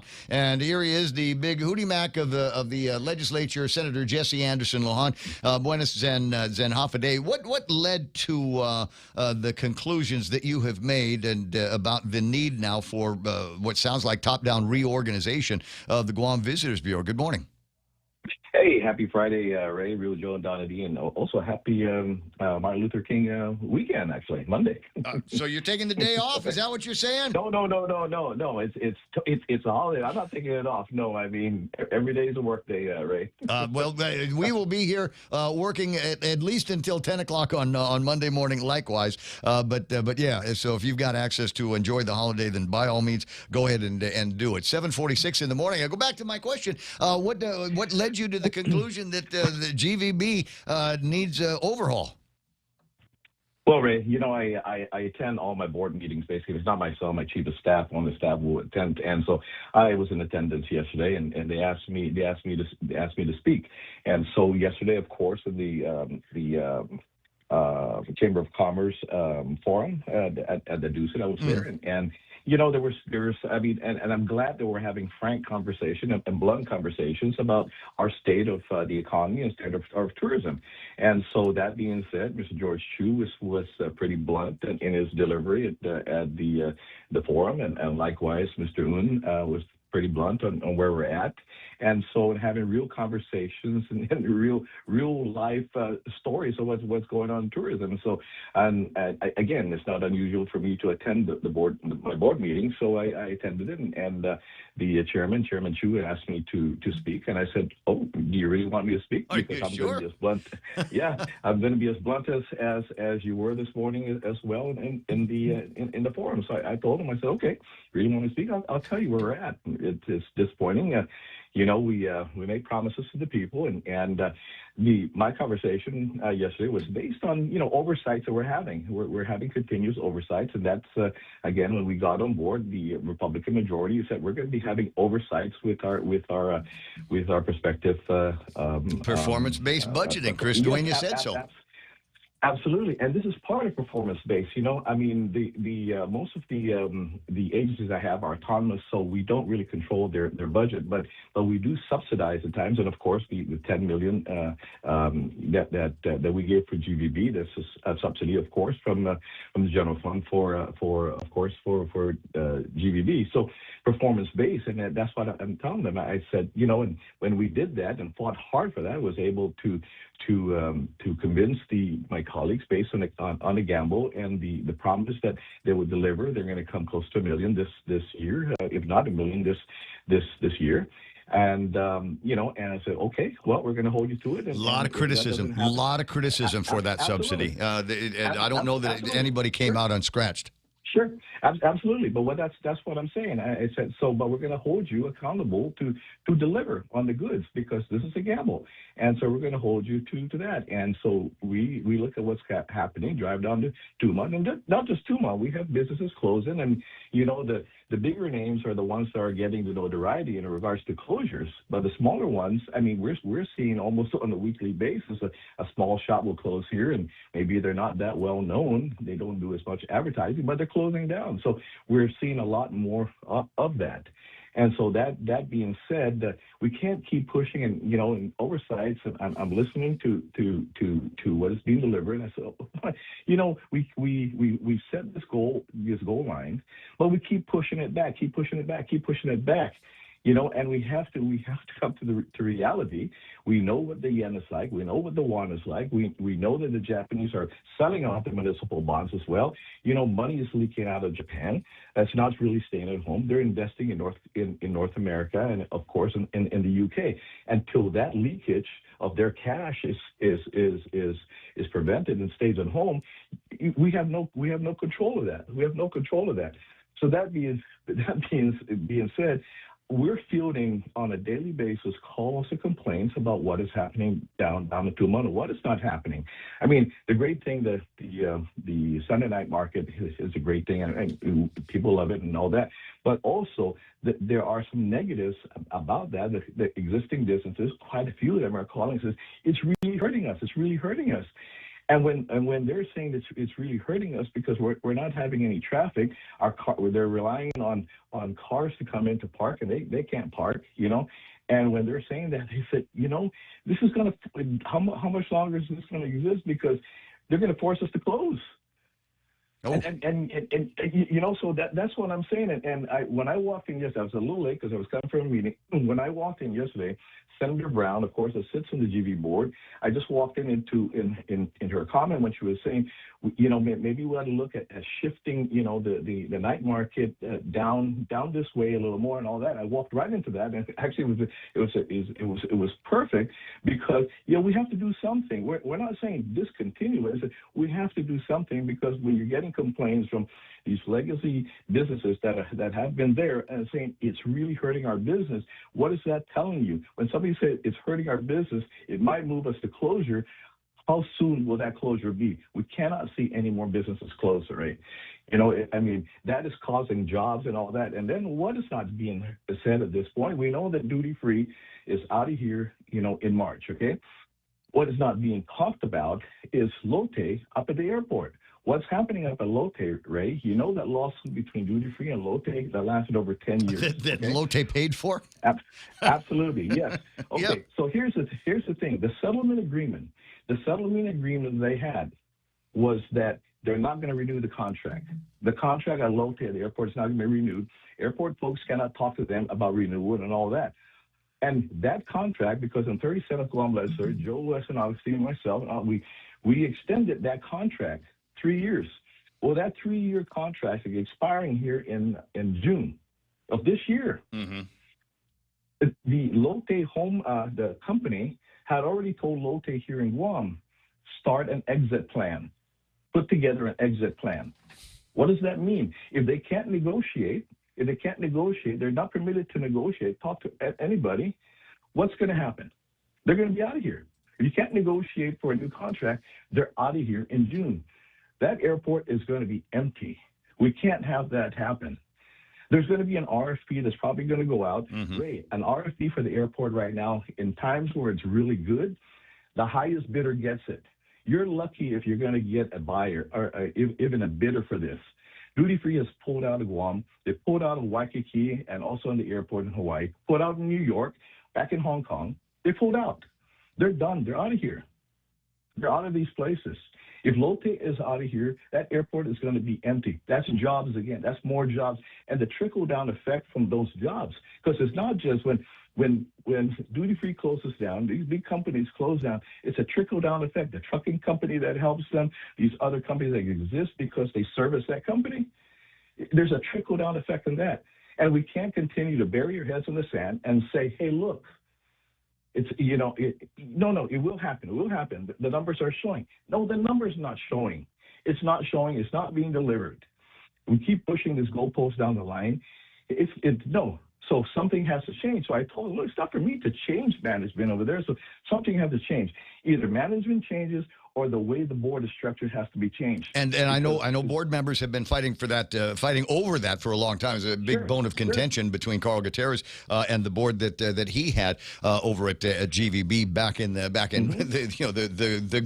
the good part of the bad old days. 7:54 in the morning, and I want to launch into a couple of other thoughts that I've got in my head. It's not just the businesses that are closing down; it's the businesses that are quiet quitting, if you will. It's the businesses that are there, but they're not open. They don't open in the morning, and there's tourists walking around looking for something to do, some shopping to do, and they can't get into the businesses because they're closed until 3 o'clock in the afternoon when the owner can come in and keep an eye on the shop until closing time, so that they don't have to pay any employees. They got air conditioners as like Saipan 20 years ago. They keep the lights and the air conditioning off until a customer walks in. It looks like they might end up buying something. The water park across on the Weston Hill, that fantastic water, beautiful water space, and that should be an attraction not just for the tourists and the guests of the hotel, but it should be something that everybody can enjoy, and that's still closed after COVID. So it's not just the businesses that are closed; it's the quiet quitters that are down there that maybe are at the edge of this. And the big question I think people have is, what is our government doing? What is happening here? There's manpower, there's equipment, there's personnel. There's got to be resources to start cleaning the place up and making it attractive once again to our tourists down there. And we talked about this last night. You and I and Simon went for a walk up and down Tumon, and it looked like hell then, and it looks worse today. Nothing has been done in that year. You're right. And again, that's one of the things. Ask yourself, do we look better now than we did a month ago? Absolutely not. We look worse than we did a month ago. And when I say added on to that, not just that we're getting dirtier and not maintaining, not just that, but we have more shops closing up. And that's what I'm saying. And as you said, you have these shops that you're saying that they don't open till 3 o'clock in the afternoon. All that duty free doesn't open until noon. And so, I mean, one of the things the Chairman Chu said yesterday, he says, people are looking to somewhere to go to walk around. The tourists that are here after they have dinner, they walk around. They can't. Duty free closes at 7 o'clock. And where are they going? He says, I'm forced to leave my business open because these tourists that we have, at least the small amounts that we have, they're looking for a place to go to. They're looking for a place to shop. And so these are the things again. And so if these businesses are not opening until later on, or when they see somebody walking in, that means they're on the brink of closure. Right. They're on the brink of expanding. Well, and thank God we got the guys like at Boonies that were able to maintain the old Tony aromas. Otherwise, there'd be another empty shop down in the Tumon area. As I said, I keep going back and a point that we had talked about last night is it just feels like this administration has given up, not doing anything, don't care. We've got they're going to ugly up Marine Corps Drive in East of Ganya. They're going to leave those K rails there. They're not going to fix the landslide, and we've still got these Now you hear me complain about it year after year. God awful, butt ugly chain link fence down in the corridor between the Guam International Airport and our tourist district has got this ugly fence. What does that mean? What does that send out to everybody? First of all, it's a cyclone fence. They're ugly to begin with, and it's got Duffy here, and we've got different color chain link fence. Nobody cares about the aesthetic. Well, Ray, and one of the things we talked about last night, of course, is it feels that they don't care anymore. Is this? And I'm going, hey, look, we talk about duty free going. Low-Ting is leaving their contract. They can't extend. What are we doing about it? What are we trying to do to keep them here? What are we trying to do, or something? Nothing is happening. I mean, really? And so that's the frustrating thing about that. And like I said, the closures close jobs, and it's not just that one entity. It's the trickle down effect of the connection of these, the truck drivers and everybody else that services that business. is going to diminish in their ability to, in their perspective, their businesses that are associated with that business. So there's a trickle down effect with that. It's not just that one business or one family. How many other people are going to be everything spins out of control. Yeah, Jess, you're a businessman. Everything will spin out of control. Every dollar that gets spent in Tumon, there's multiple people that dollar touches, and if it doesn't get spent, those people have no jobs. They've got no income. Wholesalers, retailers, insurance companies, etc. Ray, one other thing I want to touch on. You've got 40 seconds. Okay. The mineral mining out here, right? I mean, we voted no against it, and so there's a lot of unknowns about it. But you know what I would have done? Administration, I would have said, okay, before you even ask me about that, because there are a lot of unknowns, before you even ask me about that, you're going to have deliverables in front of me right now. And these are deliverables I'm asking you right now.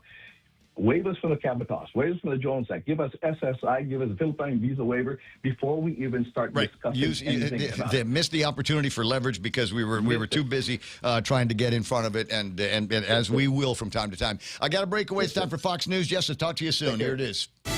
Enough is enough. I'm Lisa Brady, Fox News. That message from the U.S. at a UN Security Council meeting on Iran. He has made it clear all options are on the table to stop the slaughter. U.S. Ambassador to the UN, Michael Waltz, calling President Trump a man of action, also rejecting Iran's claim protest deaths are part of a foreign plot to spur U.S. involvement. Everyone in the world needs to know that the regime is weaker than ever before, and therefore is putting forward this lie because of the power of the Iranian people in the streets. He says Iran's actions don't match its words, that it's ready for dialogue. For the first time in decades, the U.S. has no aircraft carrier in the Middle East after sending the USS Ford to the Caribbean. Yesterday, 2 aircraft carriers left San Diego and Norfolk to unknown destinations, and the USS Lincoln in the South China Sea may be repositioning to the Middle East, but would not be in position for about 2 weeks. Fox's Jennifer Griffin. Venezuelan opposition leader Maria Corina Machado just confirming she presented President Trump with her Nobel Peace Prize during a White House meeting today as a recognition for what she calls his unique commitment with our freedom. That meeting a day after President Trump had a long call with Venezuela's acting president, Delcy Rodriguez. The White House says she has been cooperating following the ouster of Nicolas Maduro. More unrest in Minneapolis after a Venezuelan suspect was shot and wounded in a second ICE-related shooting in the city. Some protesters smashing cars and breaking into one vehicle last night. And take what appeared to be a gun safe out of that vehicle along with some other gear. It comes as anti-ICE protesters were throwing everything from rocks to fireworks at those agents. Fox's Alexis McAdams. The White House says Democrat officials are fueling violence with rhetoric demonizing agents and calling for resistance. America is listening to Fox News. APL, global presence with a local home. APL is a U.S. flag shipping company, delivering from the U.S., Asia, and Europe with weekly arrivals to Guam and Saipan. Our local Guam team is committed to serving all your logistical needs. Call us at 588-4651 or visit apl.com. Guam, are you ready? For one night only, Julian Marley and The Uprising, featuring the sounds of DJ Bonix, are coming to Guam at the Lime Event venue this February 14th. And the best part? Everyone is VIP. Experience roots, reggae, and pure Marley vibes live on Valentine's Day. But listen, tickets are extremely limited, and once they're gone for good. Don't wait. Get yours now at guamtime.net. That's guamtime.net. Brought to you by New Wave Studios Guam, Empire Realty, Star 101, Boss 104, and The Point. One night, one price, one legend. A Palestinian activist released from an immigration jail could end up back in custody because of an appeals court ruling. A 3-judge panel of the 3rd U.S. Circuit Court of Appeals in Philadelphia has reversed the lower court's decision to release Mahmoud Khalil, making his rearrest and deportation possible. Khalil, a legal permanent resident of the U.S. and a Columbia University graduate, was jailed for months by the Trump administration after his arrest last March in New York City. He was the first of a number of students to be arrested after taking part in demonstrations on college campuses against Israel's war in Gaza. 2 of the 3 judges on the appeals court found that the district judge who oversaw Khalil's petition for release did not have the authority to have made the ruling. Tanya J. Powers, Fox News. Meantime, a federal judge in Boston plans to offer protection for academics on college campuses who challenged the arrest, detention, and deportation of pro-Palestinian activists. The judge announcing during a hearing today she'll issue an order designed to prevent the Trump administration from seeking retribution after previously ruling the Homeland Security and State Departments violated the Constitution by chilling the academics' free speech.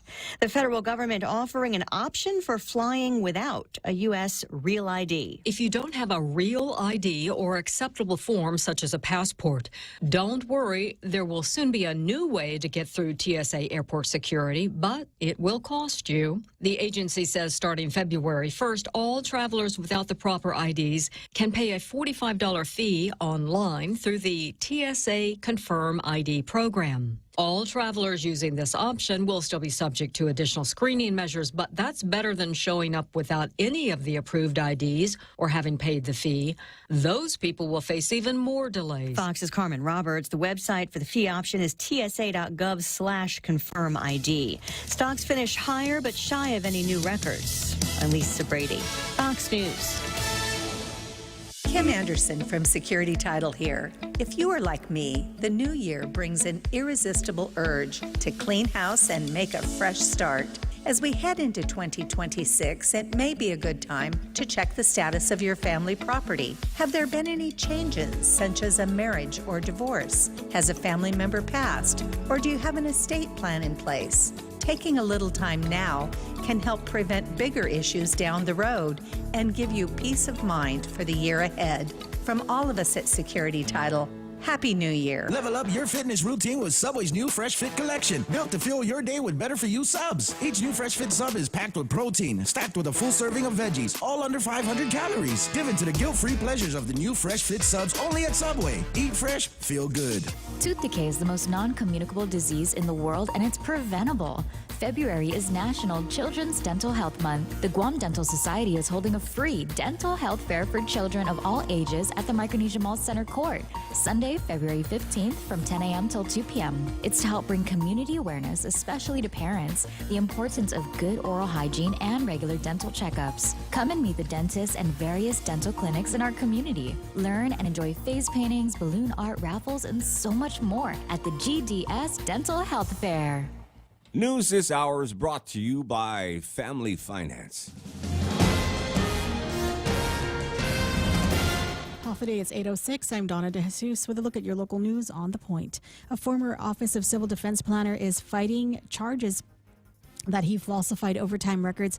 Attorney William Gavras told a judge Friday that the indictment against Leo Espia is too vague and fails to list specific dates or timesheets. Espia is accused of approving or submitting unauthorized overtime pay that reached 31% more than his base salary. Prosecutors argue the case is extensive and covers several years of daily work. The government has already submitted a witness list containing about 100 names. Judge Alberto Lamarena has taken the matter under advisement as the defense considers a motion to dismiss the case entirely. Meanwhile, a judge has cleared a man of felony terrorizing charges after prosecutors failed to provide enough evidence for a conviction.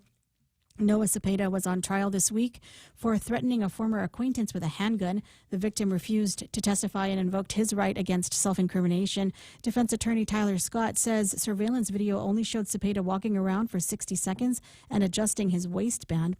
Judge Maria Senzon granted the request for acquittal yesterday morning. Cepeda was facing up to 28 years in prison if convicted. The court found there was no proof that an actual threat or interaction occurred. More news after this. Family Finance has been serving the people of Guam since 1959, and they will continue to be there for you in the years to come. Whether you're looking to get a personal loan for that family vacation or paying off those long overdue bills, Family Finance has got you covered. Apply for a personal loan from $1,000 up to $4,000 by calling Family Finance in Hagåtña 475-4545 or Dededo 633-4473. Family Finance. The Trump administration has reversed course on nearly $2 billion in cuts to mental health and addiction programs. The decision comes less than 24 hours after the federal government announced it would terminate thousands of grants. The cuts would have cost the Guam Behavioral Health and Wellness Center over $6 million through 2028. Governor Lulian Guerrero called the initial move heartless and warned it put local jobs and patient care at risk. The reversal followed swift bipartisan backlash from states and territories. Local officials say they were already making contingency plans to fund the programs with local money before the federal government changed its mind. And GVB Board Chair George Chu says local tourism is currently on life support. He told an economic forum yesterday that reaching pre-pandemic arrival levels of 1.6 million could take up to 5 more years. He warned that the island might never reach those record numbers again. Chu says Japanese and Korean visitors often complain that Guam is overpriced and boring. High prices are driven by the strong U.S. dollar, while a lack of local investment has left hotels looking dilapidated. Tourism officials are now pushing for $70 million in bonds to beautify Tumon and revive the industry.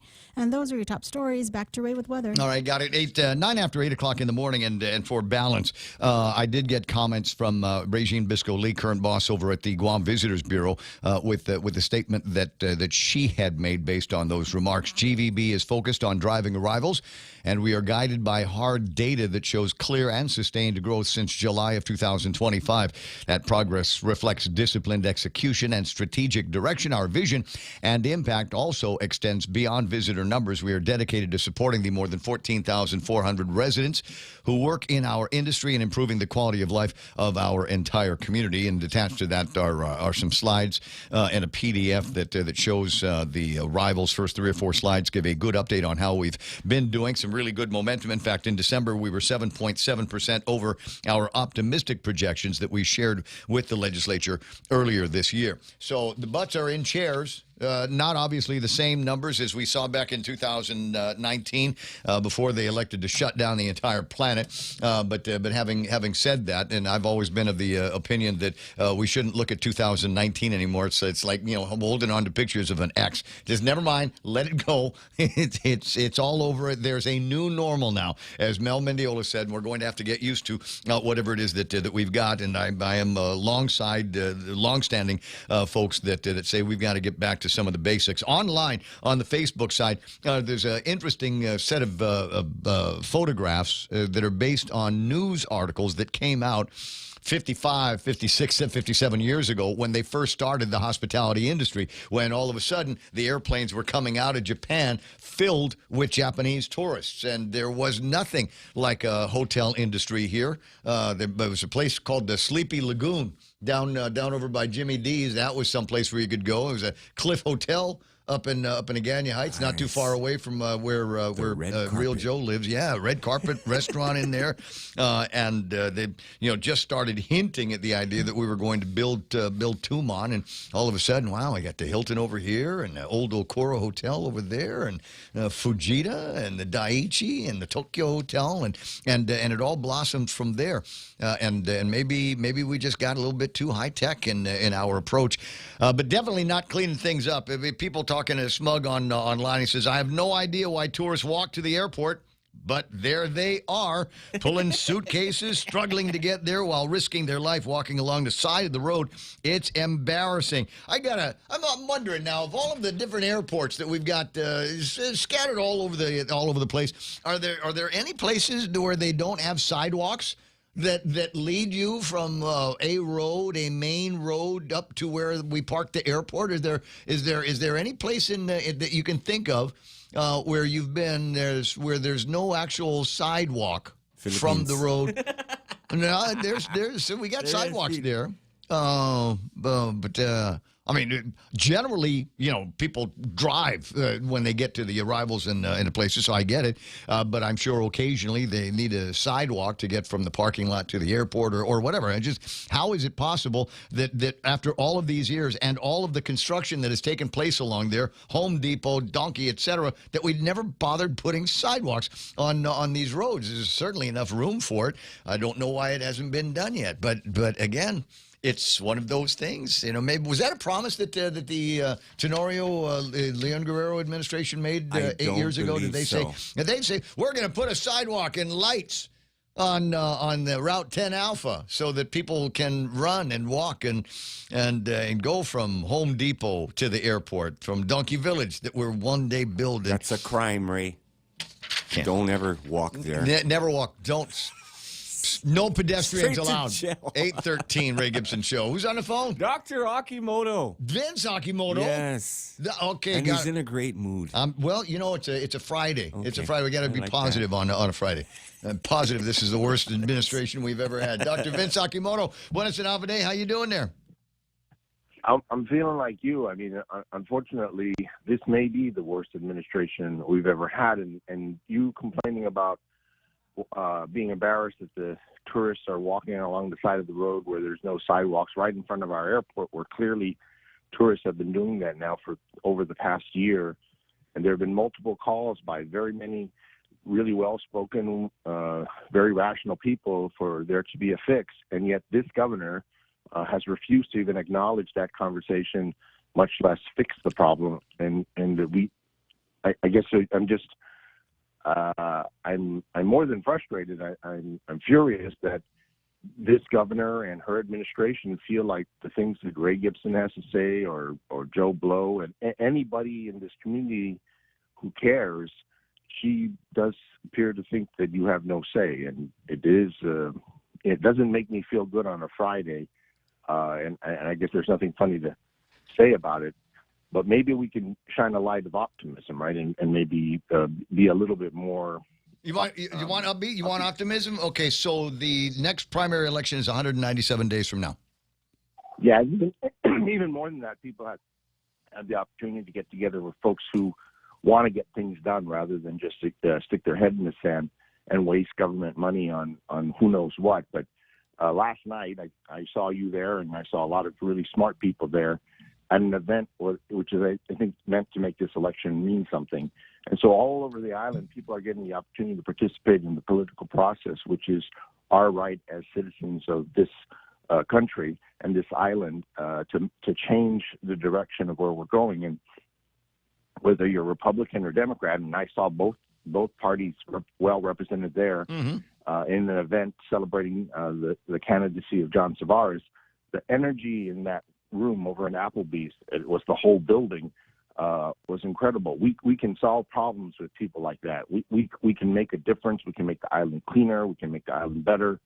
The people in that room were, I think some of them were angry. I was angry because I have issues that caused me to have to participate in politics, and I guess that's my obligation. But the point is that I don't think everybody was there to have a good time. They were there to talk about serious issues and support serious candidates who will be different than Lou Leon Guerrero, who has disappointed us, has let down this island, and has really caused all of us to question whether or not we're competent enough to run our own community. But I believe that there were a lot of young faces, but there were also a lot of mature faces. I mean, we saw Angel Santos there, Sablan there, the head of the Revenue and Tax Office, Felix Camacho there. So a lot of really good people there that have been around the block, and they looked, I think, a little bit amazed at the energy in that room because, let's face it, they're more senior.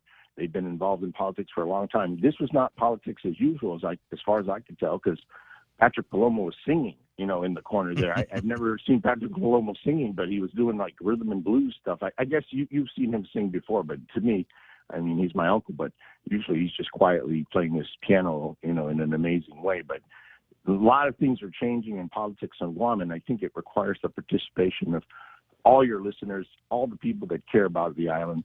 It's not enough to be furious or to be sad or to give up. I mean, yeah, you can go give up and live in Las Vegas. Trust me, they've got their own problems, but they don't care what you have to say. Here, we do care what you have to say. The only person who doesn't care, apparently, is Lou Leon Guerrero. And I think people should be furious at her this Martin Luther King holiday for being so callous and so selfish as to put us all in a position where we have to participate in politics just to get her out of there. The fire behind my fury is the Guam Memorial Hospital, which has been on fire too many times during her administration. Someone's going to get killed. She apparently thinks it's good enough to go in there and spray Lysol so that the smoke smell goes away. But she has yet to fix the electrical panel. You have Jesse Lujan, Senator, kicking butt with the GVB. I love the way he is holding everybody accountable, but I wish he'd do that at GMH because they've not used the $80 million that he has given them through the legislature to fix the electrical panel, and so that place is still a fire hazard. It just went on fire like 2 weeks ago. Yeah, again, if I keep ranting about it, I'm sure I'll lose the listeners. But no, because I'm going to point something out. Is so you're coming at me with a legitimate safety and fiscal concern for Guam Memorial Hospital. Something that everybody ought to be worried about is, there's always been a plan. We're going to work with and Jolene seems to be able to navigate the waters with working with the guys over at GPA, and they've got a plan moving forward. No, that's false. That's false. I'm going to blow your bubble up. No, she has not. And no, the people at GPA have confirmed that there's no solution on the horizon. Dr. Jolene has not been working with the people at GPA. My understanding, hold on, I appreciate you correcting me when I'm wrong, but my understanding is that they were going to move forward. They're going to replace the ATS. They're going to put a generator in there and work through whatever changes need to be done with the panel. There's supposed to be a plan moving forward. Having said that, though, I was amazed and shocked when somebody called in late yesterday and wanted to donate blood over at Guam Memorial Hospital. They're not accepting donations. They'd rather buy it. Yeah, Dr. Jolene is trying her best to do the things that she knows how to do, but she doesn't know how to be a hospital administrator. That's called OJT, and the failure of OJT when we're in an emergency process is a lot of errors are being made. She's fixing a parking lot. She's putting lipstick on a pig. But fixing the electrical panel required full-on effort, and instead she delegated to GPA. GPA is confirming it's going to take more than 6 months to do it through their process because they're busy trying to put up Ukudu. They had their own problems. So for the governor of Guam to continue to delegate the fixing of the Guam Memorial Hospital to everybody else, including, I guess, Charles Estevez, this whole debacle is because Governor Liu refuses to take her personal gubernatorial responsibility. There is nothing more important for this lady to do on a Friday before Martin Luther King holiday. Somebody's going to die up there, and she's going to go up there and shed crocodile tears. The electrical panel is not fixed. Millions of taxpayer dollars, including ones that could have helped Lotte and DFS not go bankrupt, are now being wasted on God knows what. But the electrical panel is not been fixed. It's not being fixed. And it has no chance of being fixed, according to the GPA guys, until maybe 6 months down the road. 821, and from the communications department at the Guam Memorial Hospital, progress update. This came out yesterday. Facility improvements and community support, advanced GMHA, and they're touting improvements in environmental services enhancements, environmental services, deep cleaning of the hospital kitchen and dining area, efforts supporting sanitation standards and help ensure food service areas remain clean, safe, and operational, roof and envelope revitalization, parking expansion improvements, fire 38 people, then you wouldn't need to spend $1 million on fixing a parking lot, community volunteer support, et cetera, et cetera. So it's these are the things that they are touting here, but you're talking about things that actually make a difference in terms of patient care. The reason they got the $80 million from Jesse Lujan and his friends down at the legislature is because they said they were going to fix the electrical panel because we had a huge fire that forced the evacuation of the pediatric ward. It has not been fixed. That hospital is not safe. Linda Banez over at DPW would not give it an occupancy permit if it was a new hospital today. The whole thing is a debacle that is squarely on Lou Leon Guerrero's neck. This is her fault, and she needs to wake up today feeling pretty bad that everybody on Guam is working hard to replace her because she has failed. But, we still have 11 more months where she gets to be paid to be the governor of Guam. So I think we hold her accountable rather than just complain about it and say there's nothing we can do. There's a lot we can do. We can keep complaining and we can make it hot for her to be the governor of Guam because Guam is failing. Everybody's leaving. All the monies are going out the door. Find me a metric. Find me a metric that where we're performing well. Yes, sir. And sorry to go. No, it's all right. No, it's okay. So to what degree do you agree with this statement here? The LG administration hasn't given up. The LG administration is quiet quitting in retaliation for not building the LG hospital. They're committing murder, right? They're killing the children that are dying up there. Anybody who dies up at the Guam Memorial Hospital, that's murder because they have allowed that condition, which everyone knows to be safe. There's nothing good to say about a politician that does that. That's like using humans as shields down in Iran to try to defend your theocracy, right? So that's evil. That's the manifestation of evil. Senator Akimoto. My God. Dr. Akimoto, appreciate your time. I want you to have a good weekend. I hope I see you. Are you going to be on with Jeff and Pirates Cove on Sunday? All the time. Gotcha. Well, I got an idea of what you guys might be talking about then. Dr. Vince Akimoto on the Ray Gibson Show Friday morning, and at least he's not slamming the Marines today.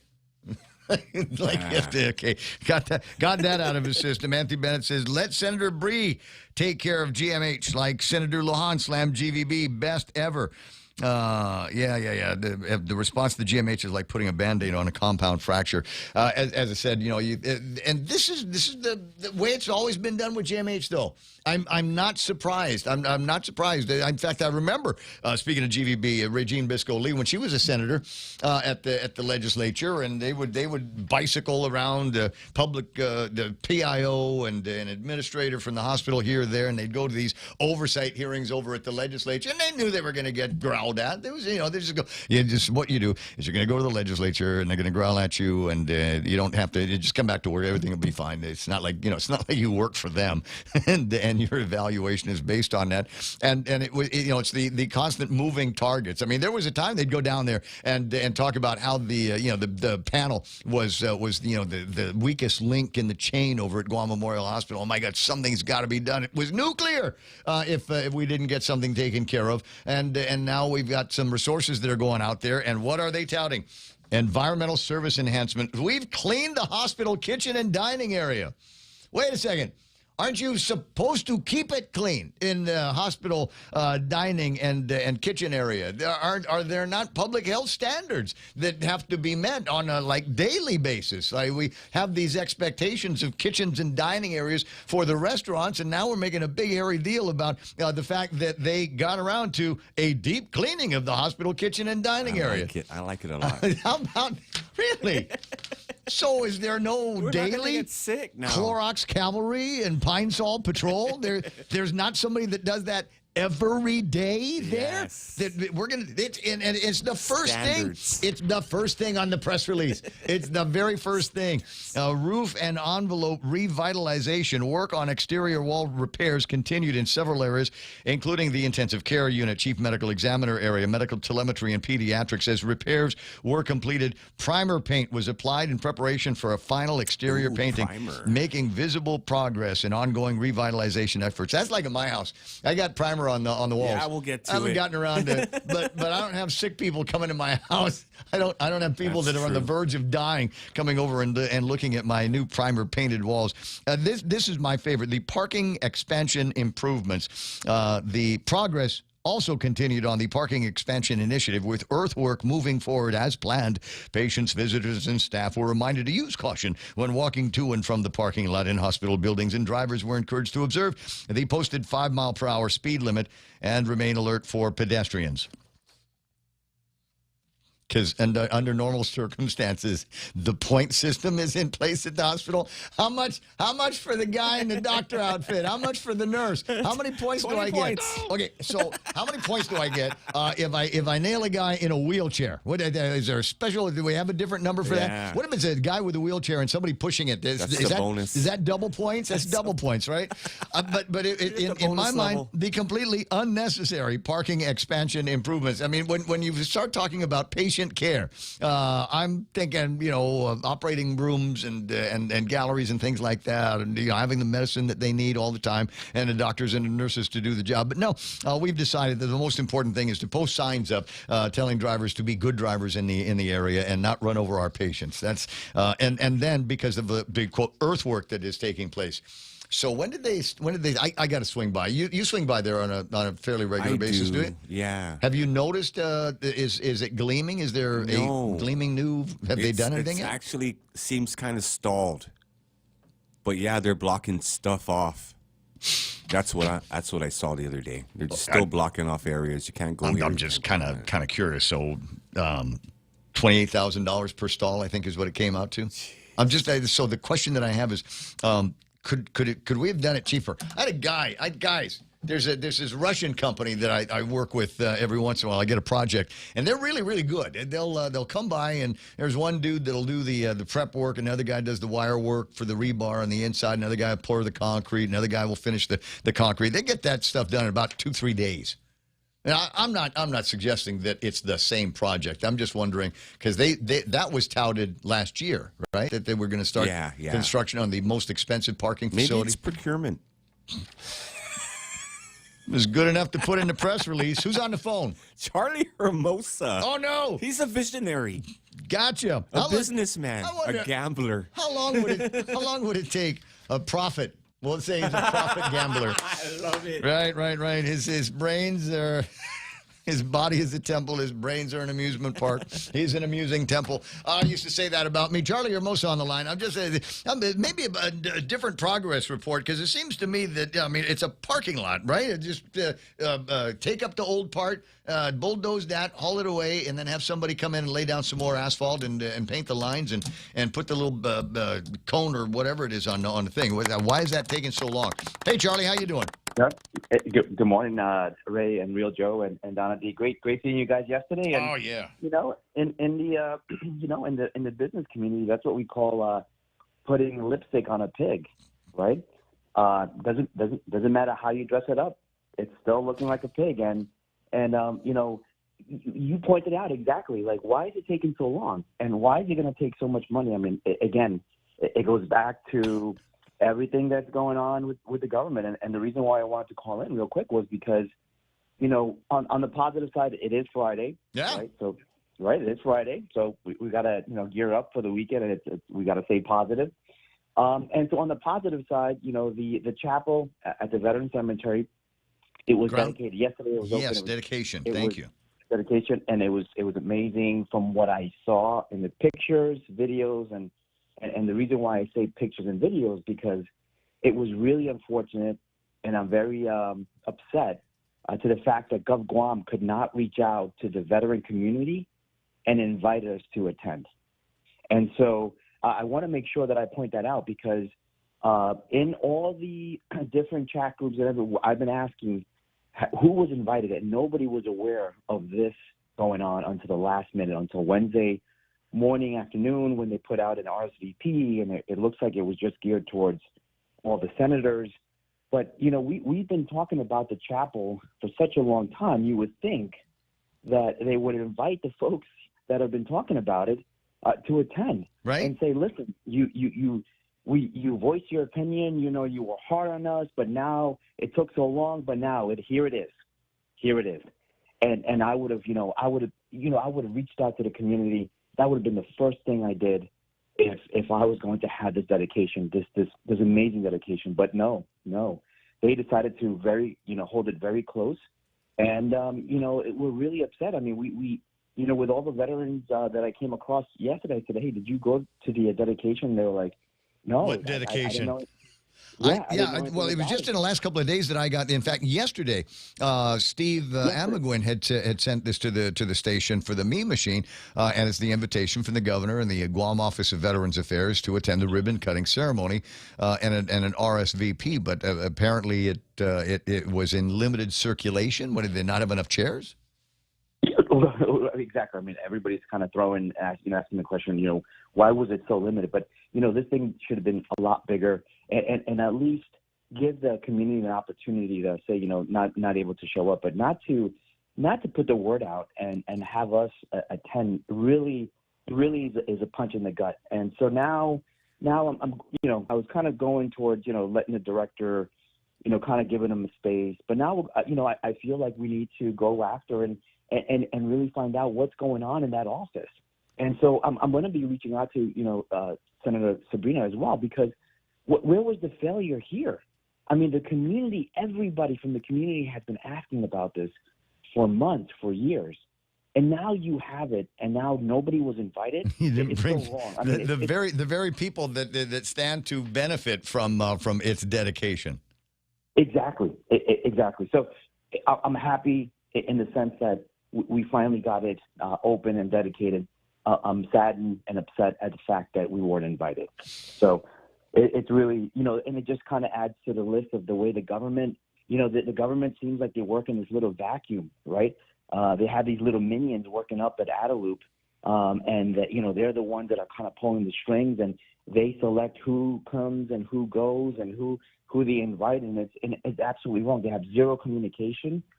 and then to put out communication about the hospital the way they did. I mean anybody that. Oh, it's such a gaslighter. It is such a total gaslighter. I'm sorry. Run those by me. Whoever the new person is at the governor's office, Ryan, run those by me before you send them out, and that way I'll at least save you some embarrassment from sending out gaslighting and just nonsense press releases. To refer to the Trump administration as heartless because they're trying to do something about corruption and waste of dollars. Is beyond me, considering the heartless nature of the threats of losing your job, and many people that left Island because they weren't going to stay, and in many cases teach our children under the threat of having to take a vaccine. The heartlessness of shutting down businesses, people's livelihoods that were impacted. That, in my mind, was heartless. And there's but we had Higher Guam and the PPAs and the PUAs and all of this other stuff. No, that should not have been a go-to. We should have worked together to come up with common sense solutions that would have been able to provide people a livelihood in a time and space. And if we had done it I think we would have recovered a whole lot faster from COVID-19 as opposed to the nonsense that we're dealing with in this economy today. No, absolutely. And just a last point on the deep sea mining. Just if you're going to make a comment, if you're going to make an opinion, do your own research, not ChatGPT, because as we all know, AI can be very biased, right? I mean, everybody says, AI is very biased. Yeah, it can be. So can all the programs that you're using. So if you're ChatGPTing, whether it's good or bad about, deep sea mining, do your research, because go back into your ChatGPT, if you're using ChatGPT, and say, hey ChatGPT, or hey Charlie AI, you're being a little, why are you being so negative on this? Mm-hmm. And they'll come back and they'll say, yeah, you're right, I'm sorry, but this is the reason why. And they'll start giving you information as to the pros and cons, not necessarily moving you towards one direction, which is totally towards, saying that it's wrong or it's bad. So do your research, or anybody, all the senators, everybody who's putting out there and automatically going on the jumping on the wagon on saying, it's bad. Oh my God. I'm not saying it's right or wrong. I'm just saying just do the research. Don't AI check, fact check the AI as well. That is, so when you say environment, it's environmentally wrong. Okay, that's great. That's a buzzword, right? What about it, the environment? Oh, well, What are the impacts? What's the likelihood of impact here from the distance where this undersea mining is going to be taking place to Guam? Will it be? How will we be able to detect it? How do you know it's going to be bad? Right. And the idea that they come out and say that there's no economic uptick for Guam and the Mariana Islands based on licensing and things like that, I think is a little bit short-sighted. In order to get to where they want to do this mining, likelihood is they're going to have to come through Guam one way or the other, and they're trying to use that as to push them over a barrel and say, well, we're just not going to let you into our port. Exactly. They can work with the Navy and use the Navy side of the port, and it will be the Navy side of the port that is going to see the advantages to being able to feed these people, house them, and likewise see to their dietary needs and all of the things that they will need. The wholesalers. Are we going to cut off Guam wholesalers from being able to reprovision the ships that are going to be involved, or actual maybe the mining platforms? I don't know. And here's the other point of this that I read somewhere is, and guess what? The Chinese are already working on their undersea mining. That we're all going after the same stuff, and that I don't hear anybody complaining about the Chinese forays. You'll recall, because I know you've been paying attention, and as a maritime guy, you know that these guys went out there and just dredged up whole reefs to make artificial islands out there in the first chains. And I don't know that there's this big, massive environmental activism going after the Chinese for the work that they are doing to ruin the environment. No, absolutely. And you know what? They've been creeping into our EZs down in Palau and FSM. So, I've seen reports. I mean, I have physically seen reports, and what I'm saying is unclassified. So I have physically seen reports where they have tracked trajectories of quote-unquote shipping vessels.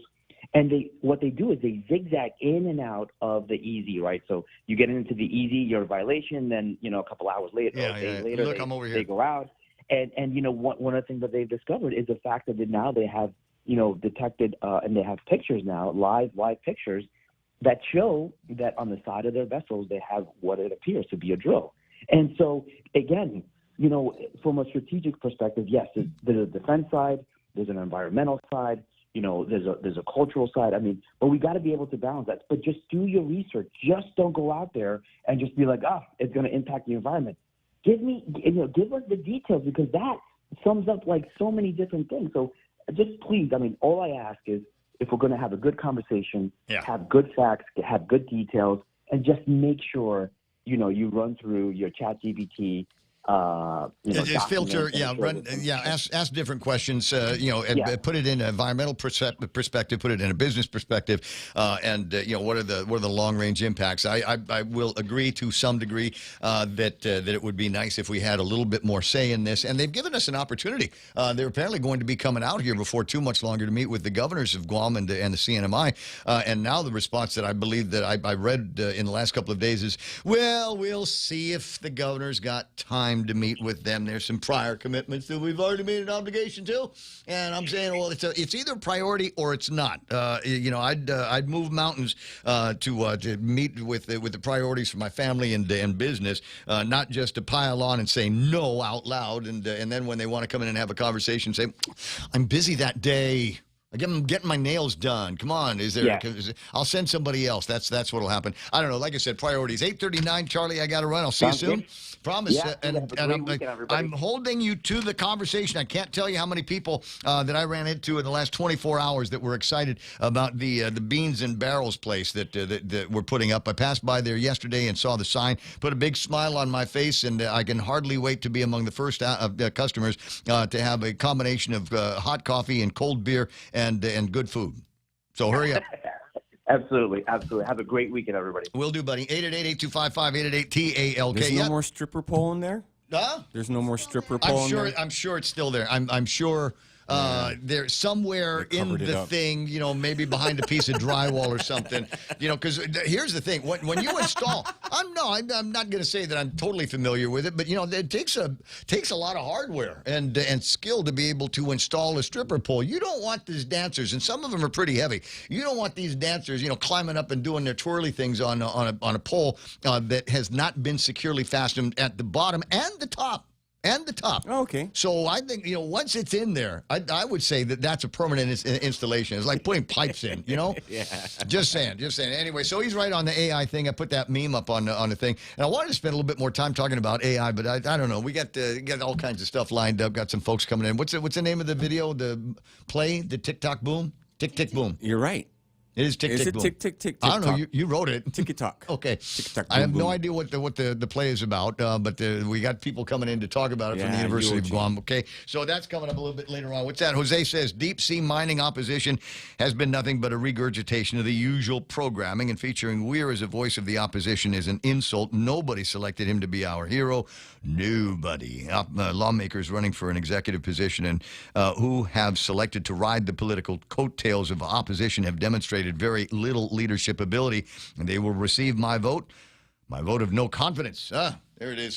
So people are watching. I'm just telling you, if you are a politician in this town, one of the people that have picked up a packet or had somebody pick up a packet, people are watching what you are doing, have been watching what you were doing, but watching now with laser focus to help determine whether you're the kind of person that we want leading the community. And there's a thinking, and I've said it out loud myself, well, you couldn't do any worse.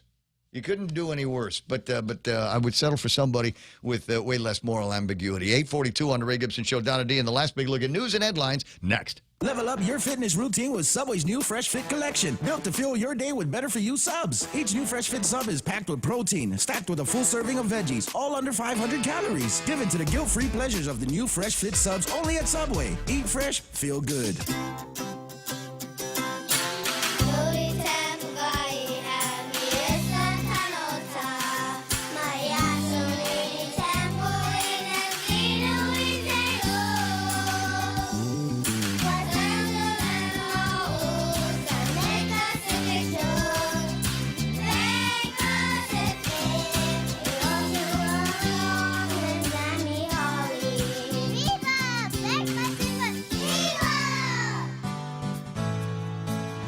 With decades experience in Guam and the region, Take Care members have access to the largest offering of free fitness classes and health education programs.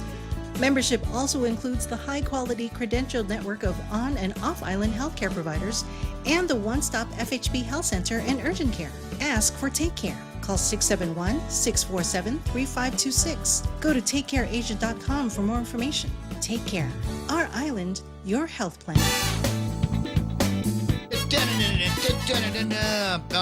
8:43. Victorious going to be calling in his football this weekend, baby. Divisionals are going to be happening. The beloved San Francisco 49ers will be taking on the hated Seattle Seahawks. Get you some times and dates and let you know how you can be able to watch some key divisional games on KUAM TV in a few minutes. But right now, no, I was gonna say no. I can do it after the news. I'll do it after the news. Donna D with news and headlines. Hopper, what's going on? Senator Jesse Lujan is calling for new leadership at GVB to address underperformance in the tourism industry.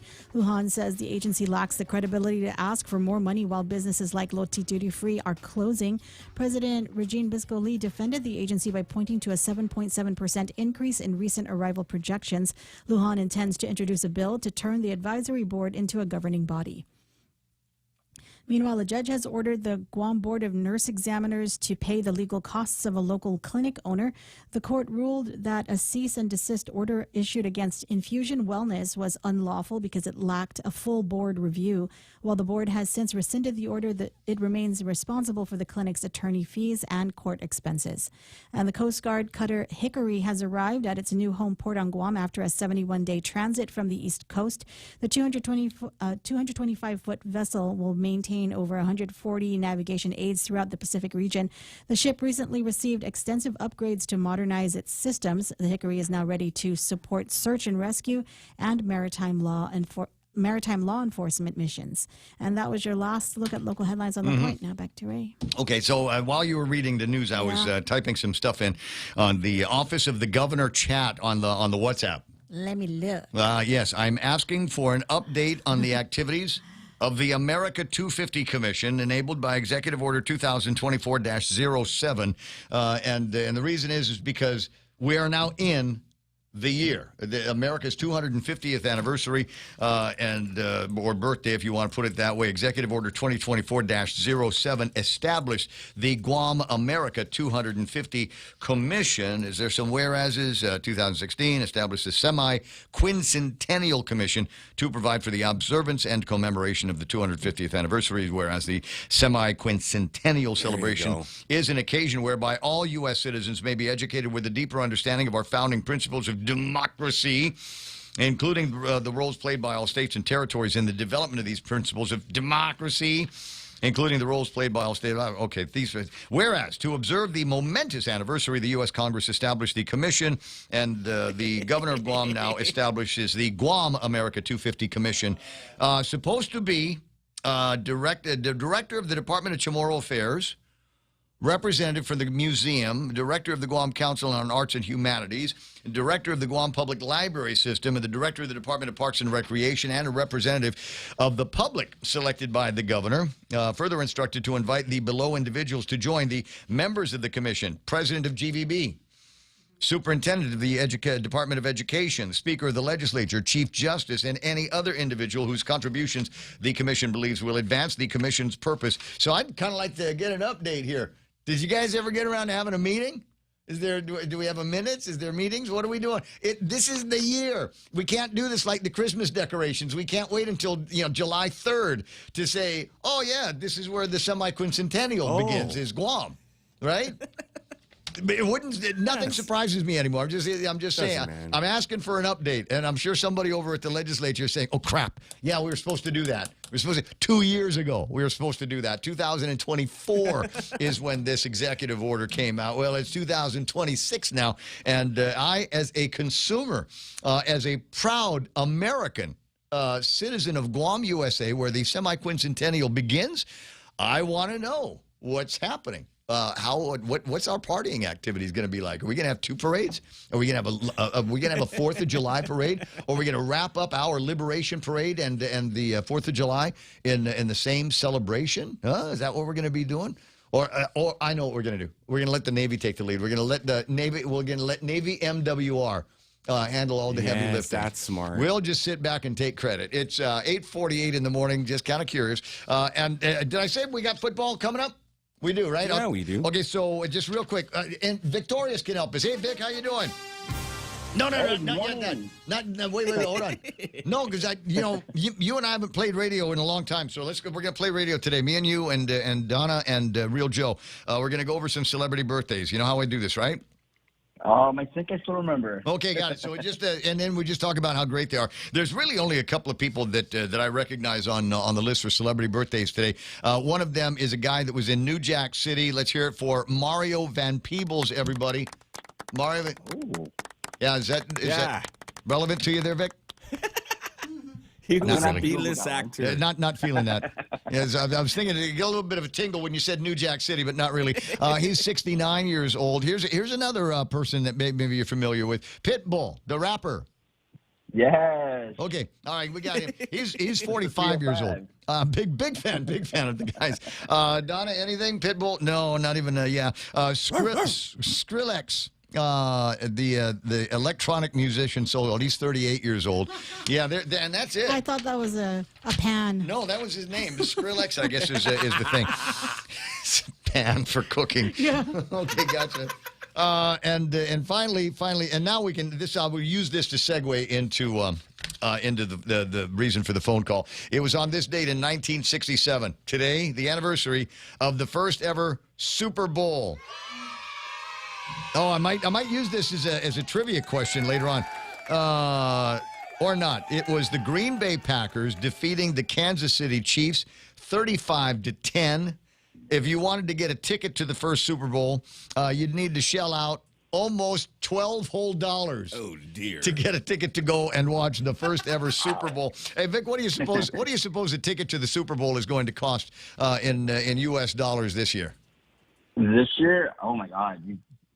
Depends on where you're sitting in Levi Stadium. Either, the lower you go, we're getting into the thousands, I believe. I don't know. They probably pay at least $200-$300 to get in. That's like the top seats. Yeah. I'm trying to win one of those Budweiser promotions where keep the cooler in the tent. I want the ticket to go and watch the actual game here. Hey, dude, we're in that. We can play the thing now. Victorious from KUAM TV going to tell me how we might be able to catch some of the divisionals on the television stations here this morning. Vic, what do we got? Yes, thank you so much. Ray, we're heading into round 2 of the playoffs here. Now we're down to the divisional rounds. You're looking at games, great games coming up. We started with 32 teams at the beginning of the season. We went down to 14 teams last week, and now we're just down to 8 teams battling out to get to Levi Stadium in San Francisco for Super Bowl 60. So we're looking at games in the AFC. We'll start on that side. Buffalo did win last week against the Jacksonville Jaguars. They moved on to the second round here to play the number 1 seed in the Denver Broncos. We have their Bo Nix and Coach Sean Payton, who did coach Drew Brees in that Super Bowl, which the Saints won years back. So, you have a great coach, a great quarterback going against Josh Allen and his Buffalo defense. I think it's going to be a great game. And Ray, man, this game you can catch it on an actual Sunday on Guam. We can actually watch an actual football on a Sunday here on Guam. So we get to catch that game early in the morning at 7:30. And you get to watch it on our TV, KYM TV 8. So we'll wake up early. Hope you get prepared, get that food, eggs, breakfast, whatnot. Get it ready for that game. It's the first game this weekend, and that's at 7:30 in the morning on KYM TV 11. That's the Buffalo Bills going against the Denver Broncos. So wake up early and catch the Bills choking. That's what Bill stands for. That's what it stands for. Boy, I love losing Super Bowls. And it's it's got after this, there's only one more chance for them to choke, and that would be the finals for the AFC. So Buffalo's and Denver on what'd you say 7:30? 7:30 a.m. on Sunday on KYM TV 11. Yes, sir. Okay, gotcha. Well, let's finish things up. We got any other games that you guys are going to be throwing up on your airwaves? Yes. Our airwaves, and then we move on to the NFC side. We're Sunday Night Football. Usually during the season we play at 11 o'clock, but on Monday we're playing it a little early at 9:30 in the morning, and it's the It's the LA Rams going against the Chicago Bears, who did beat my Green Bay Packers last weekend. So a little sad here, but you know what? It is what it is. It's football. So yes, that game was on NBC. It's Sunday Night Football. It's at 9:30 in the morning. It's the LA Rams going against the Chicago Bears. Gotcha. Two other games that are going to be taking place. As I said, the beloved San Francisco 49ers against the hated Seattle Seahawks. That's going to be taking place on Sunday as well. And another Monday game. It's Houston and the Patriots. Surprising to see the Patriots back this far in the league. It seems to me that they've kind of did what I felt like quiet quitting over the last couple of years. Interesting to see some of the new names that are in the divisionals as well. Any predictions that you want to make here based on this weekend's activities? You want to start calling games, Vic? Might as well. Well, like you said, I have a feeling Buffalo's been pushing all these years. Denver, obviously, the top dog here. So I'm going to go with the underdog and take Buffalo over Denver. Interesting. This weekend on Sunday, and then I'll take the New England. I think we've been talking. You did talk about that after Tom Brady. It was just what's New England going to do now, but. Seeing the new coach, seeing the new quarterback in Drake May, I think New England got this one over the Texans to move on to the conference. And then on the other side, man, San Francisco and Seattle, like I said, these guys, the craziest rivalry in football is San Francisco and Seattle. So we get to see them in Seattle with the 12-man team there. So, but I still have a feeling San Fran could pick and Brock Purdy there's such a nail biter against the Eagles. I mean, they were so evenly matched in that game over the last week, and there's not a whole lot of time for them to rest and recover. And as you point out, they got to travel up to Washington State to play the game on somebody else's home turf. So I don't know. It's going to be interesting. I'd hate to have to gun to my head figure out who's going to win. So I might just go down on plain loyalty and just say this is going to be San Francisco 49ers all the way through. We'll just watch them just trample the Seahawks, even though the Seahawks are #1 seeded for that divisional as well. Yeah. And then obviously the last one on K1 TV would be the Rams and the Chicago Bears. Obviously, I'm going to go with the Rams. The Bears, did beat us last weekend, so I'm just going to go over with the Rams winning over the Bears in this one. So, yeah, it's going to be a pretty epic weekend of NFL round 2 of the playoff games, divisional playoffs. So it's going to be fun, and I hope everybody can catch it. We get to watch it on a Sunday and also on a Monday. So it's going to be fun. But did I get a definitive from you on the Seahawks and Niners game? I'll take the Niners. I feel like the Niners obviously has been winning without their key players. But Brock Purdy, man, Mr. Irrelevant can make something out of this one. So he can definitely make it out too. Don't throw that paper away, Joe. That's got Vic's secrets in it. So am I going to get a call from you on Monday doing because there's other games obviously. Once we get past these, to go into the absolute finals and then the actual Super Bowl itself. So I'm interested to hear what KUAM's plans are in the coming days as well. Yes, for sure. I'll give you guys back a call on Talk Football. Right on. Shoot, I'll talk to you pretty soon. You have a great weekend, Brett. Shoot, have a good weekend, guys. You know what? 8:57. Yeah, I think that's about the time here. What's that? Big Sister Shelley says claiming a 7% increase during the holiday season. Psh, whatever, they were coming anyway. That was the report coming out of the Guam Visitors Bureau telling. But no, look at us now. Look at us. Since July of last year, our numbers have been good. We've been getting better. Okay, but I'm kind of want to take a deep dive into those numbers. A little bit of curiosity. I don't know. I got to get motivated. To actually take a look at the paperwork and see where that increase came from. Did it come from the Korean side? Did it come from the Japanese side? Did it come from the military?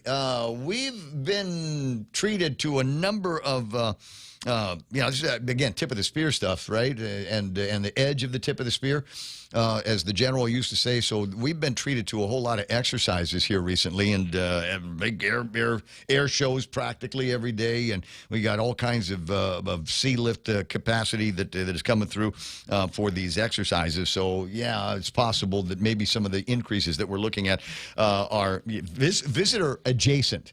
Because it's not like they were coming here on their own. The general, Pete Heggs, has said, you're doing an exercise on Guam, and you can stay at Weston. We like Weston. You ever go by Weston? A place is all full of jammed up with the vans. And just a note, I'm crazy about the military. Appreciate the efforts, but when we're doing stuff over at and you're staying over at the Hyatt, park the vans in the hotel parking lot. Don't use the beach access parking lot. That's for public parking. It's for people to go and park by the tennis court, and employees of the Hyatt. You're not supposed to park there either. You have somebody drop you off and pick you up. But there's too many people that are parking there that aren't going to the beach. It's just the employees and people in the military. Go find someplace else to park. Otherwise, I got to go parked over at Cracked Egg and home. The parking police of Tumon. You guys better watch out. That's it. Or across the way. But across the way where they can't park there, sir. Where they had the Christmas lights a few years back when they had the good Christmas lights in Tumon. They cleared off that area, and it's grown back over now, so it's not really a good place to park the car, because you're going to park the car and you're going to come back and find the windows cracked, and some Sacamillania is taking advantage of the fact that there's coverage and all of that stuff. What's that? An interesting article that maybe I'm going to read while the news is playing. From Qatar to Guam, U.S., Iran, 4 signs indicating an imminent attack. Keep your eyes on the skies. See if you can find some of those pretty airplanes, long-range bombers that need to park every once in a while. Maybe something like a B-2 with a stealth one, and we'll fly them into Anderson Air Force Base, fly clear across the Pacific, and go kind of around India in order to make a point to the current Islamist regime in Iran that, we can reach out and touch you from anywhere. Did it once before, remember? Big bunker bombers?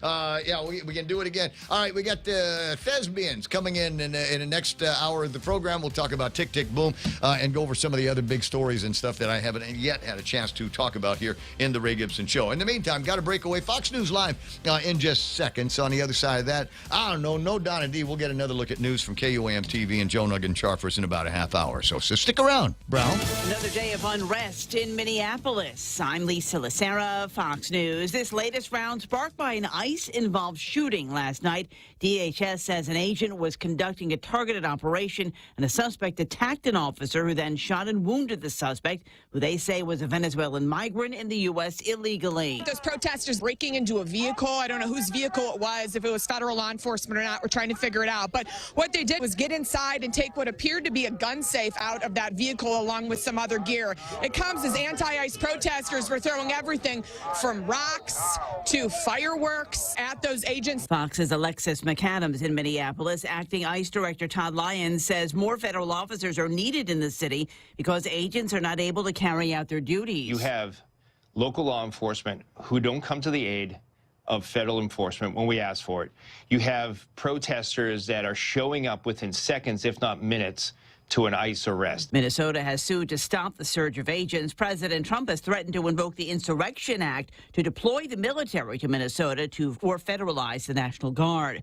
UN Ambassador Mike Waltz with a stark message for Iran after weeks of deadly protests throughout the country, saying President Trump has not taken military action off the table. He has made it clear all options are on the table to stop the slaughter.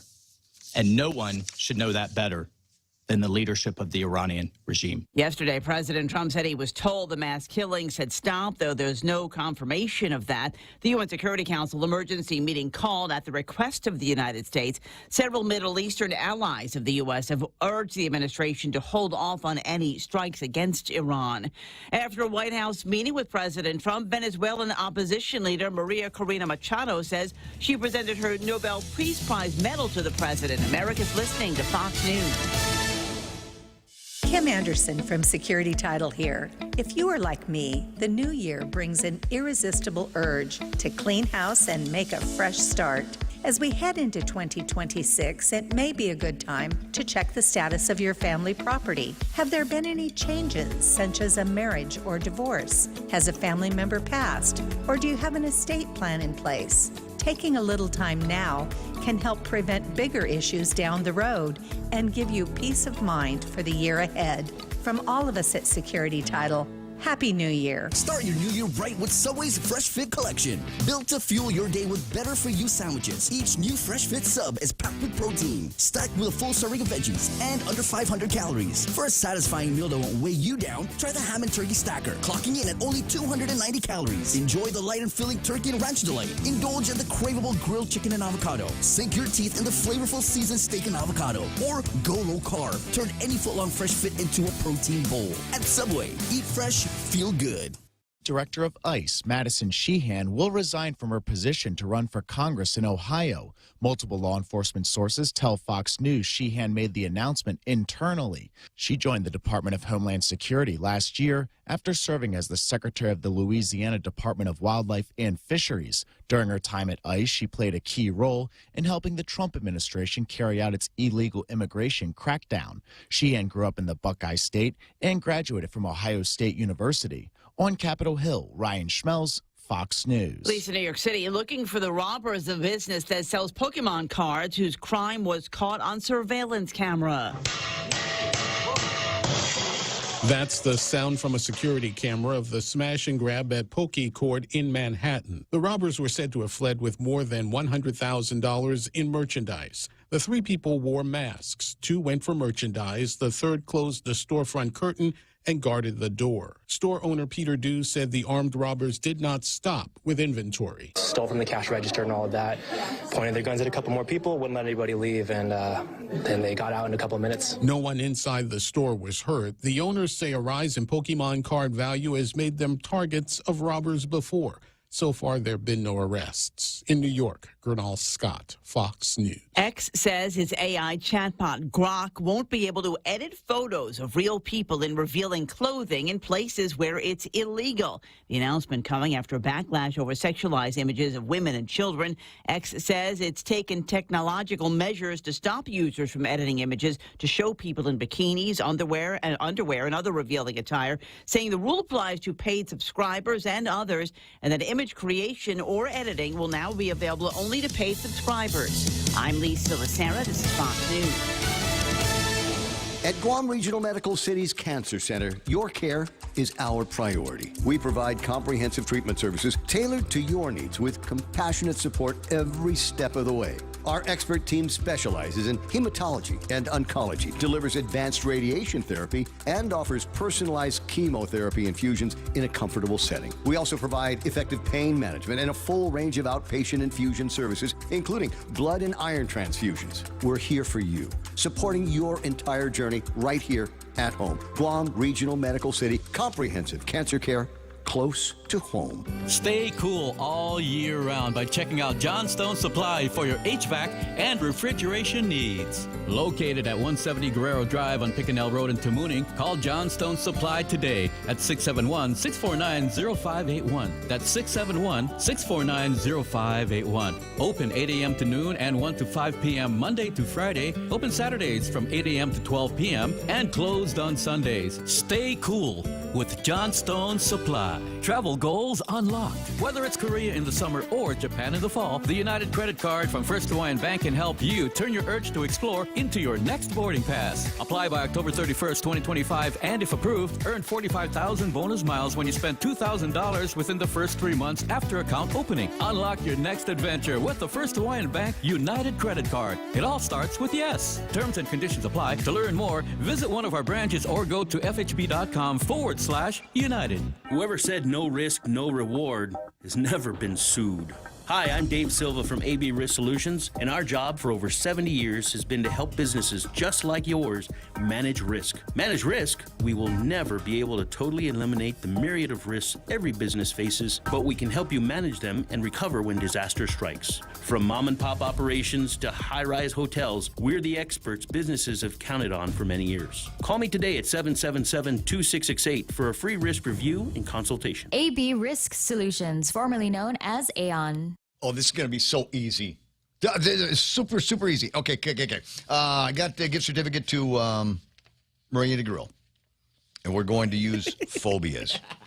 There's an actual and I suffer from this. I really do. I suffer from this. There's a phobia of running out of beer, of an empty beer glass. Oh man. There's an actual name for it. I forget what it is, but whatever it is, I got it. Whatever it is, I got it. Because if like last night, I was drinking. Uncle John was buying me Budweiser, and so he didn't stay all night. So obviously, I eventually ran out. And your doppelganger, Joe Cruz, the other Joe Cruz gave me some drink coupons. Aw. So every time my Budweiser got to be like a third of the way down, and as busy as they were last night, I would order another one.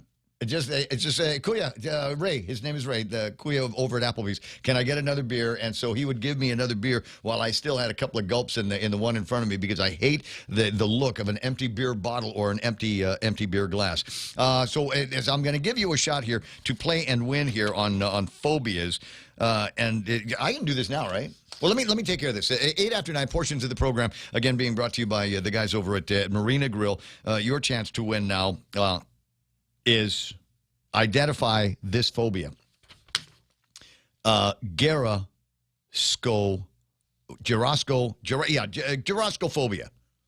is one of the ways to pronounce it. What is gyroscophobia? Is it the fear of growing old, the fear of dinosaurs?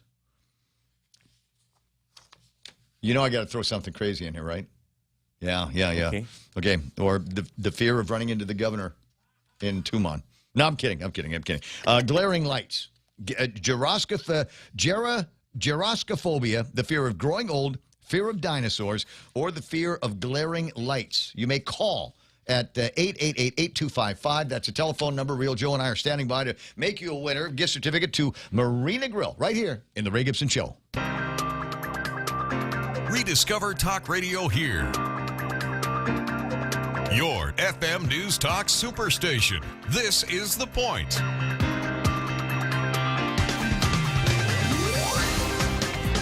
Yeah, really got to ponder this. You wake up in 1985, and the last 40 years have been a dream. What do you do first? I got a couple of thoughts in my head, and I appreciate some of the other thoughts. Smug Wimp talking about making plans to go and check out Pescador tonight. Did we go watch Boxer at Pescador in 1985? Got my attention there. I think Boxer might still have been there, if not, another version of him. There were a bunch of guys that came out with the band and stuck around, or maybe went to go watch Robert Plant not Robert Plant, Robert. Face it, we're addicted to love. Live on Guam. Rob, not the other guy. Who's on the phone? Is it a contestant, maybe? It is. His name is Alex. Alex, gyroscophobia, fear of growing old, the fear of dinosaurs, or the fear of glaring lights? Fear of growing old. Yes, it is the fear of growing old, Alex. You're absolutely right. I don't know that you and I suffer from it because, near as I can tell, we while we might have physically aged, I don't know that we have mentally aged. Is that a fair? I'm as old as I feel. There you go. I feel like a baby. I can't sleep all night and poop in your pants?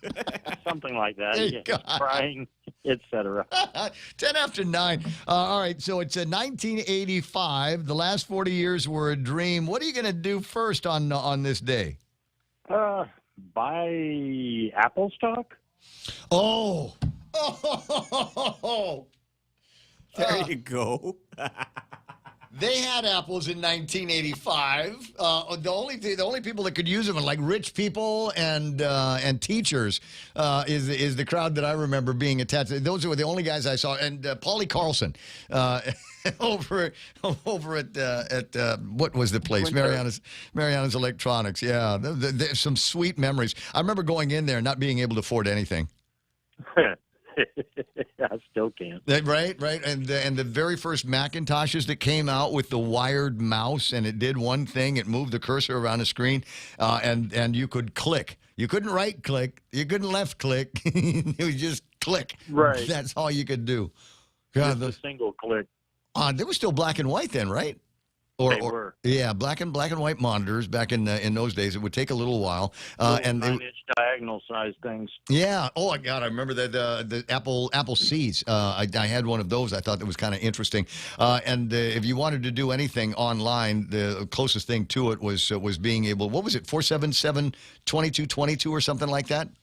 Oh, good. I could not remember. I just remember having a 1200 baud modem. Hey, you were. Oh my God, 1200 baud. Who the hell do you think you are? The speed that you could get. But back in the day, there was you dialed into a local connector. Bob Kelly, if he's listening, will remember the number and the name of the place, and that would connect you up. And then you could log into a variety of nationwide BBSs, and the beginnings of CompuServe, etc. Oh, yeah. Some bulletin boards and stuff. Yeah, well, my dad had a bulletin board over at the Employers Council. Aaron was was the name of it. He was so taken with that technology and knew that one of these days that was going to be the next big thing. But anyway, listen, I'm going to put you on hold. It'll be a minute or so, but Real Joe's going to pick up the line and tell you how to come by and grab your stuff. I'll see you pretty soon. Much appreciated. And you know it, buddy. 888-8255, 888-TALK. It's 9:13 on program here. And we've got conversations that are going on, and a reminder that tomorrow, 10 o'clock, need you to be over at the thing. Go ahead and tell Alex how to pick up his stuff. 10 o'clock over at the Micronesia Mall, Health and Wellness Show. A lot of people trying to, because it's that time of the season, right? So we're in a day and age where it's the New Year's resolutions. And maybe you're like Alex and I, feel like a baby, making our way through life, and looking at the calendar and looking at when the birthday is. And back in the olden days, I always felt like there was kind of a significance to certain birthdays that you'd have. I remember being 10, and that was significant for me because all I wanted when I was 10 years old was to get a mini bike. Oh yeah, that was it. I don't think we give the little kids that 50cc Honda thingy. Yeah, no zero fat transmission. tire. No transmission on it whatsoever. Fat tires. Fat tires. Yeah. Big knobbies. They didn't want it to go fast because they figured I'd kill myself on it. John Cruz says Cuentos. Yeah. Cuentos was the place that was where you went in to get the internet. By then, that's how we got internet, is you needed to call into an internet service provider like Cuentos, and they had racks and racks of modems and phone lines. And you still use the copper pair, and you dial in, and your gizmo negotiates with their gizmo, and pretty soon you would be able to use a variety of internet products, the Archies and Fidos, and golly, there were a couple others, and then this one thing called the World Wide Web, the WWW, which became synonymous for what we referred to now as going to the internet. But there used to be a bunch of different ways that you could interact with the internet, and different programs that you could do to get that done. But those were the interesting times. No, I'm talking about before that. You either dialed into my dad's BBS over at the Employers Council, or we used it at the office. We used CompuServe. They had a rudimentary email system on the inside of it, and they had different kind of clubs that you could go to. There was a radio DJ thing, and a guy named Jay Trackman, big personality radio guy, would upload all of his funny jokes and on this days and things like that, and you could download it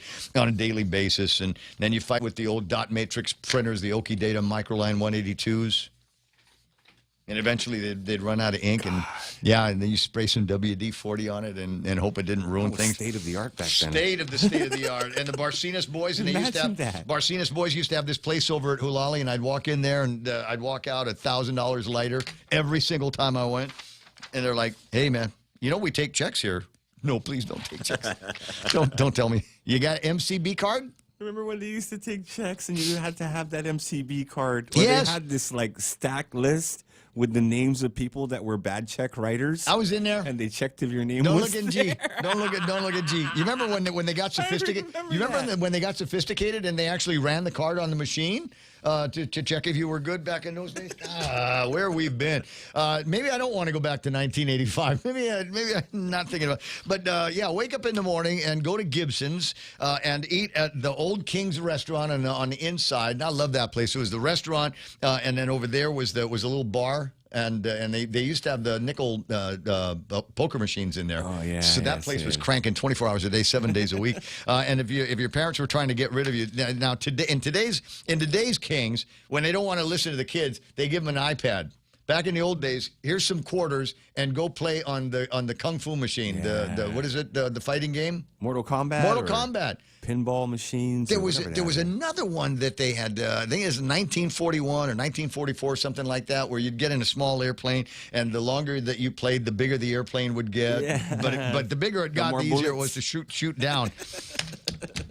God, Smugs. Was the food better back then? Because it seems like it was better. Or Yes, were we just the food happier? everywhere was better. You could go to the Pizza Hut food was better back in those days. I love that. Where's it? Obviously, King's.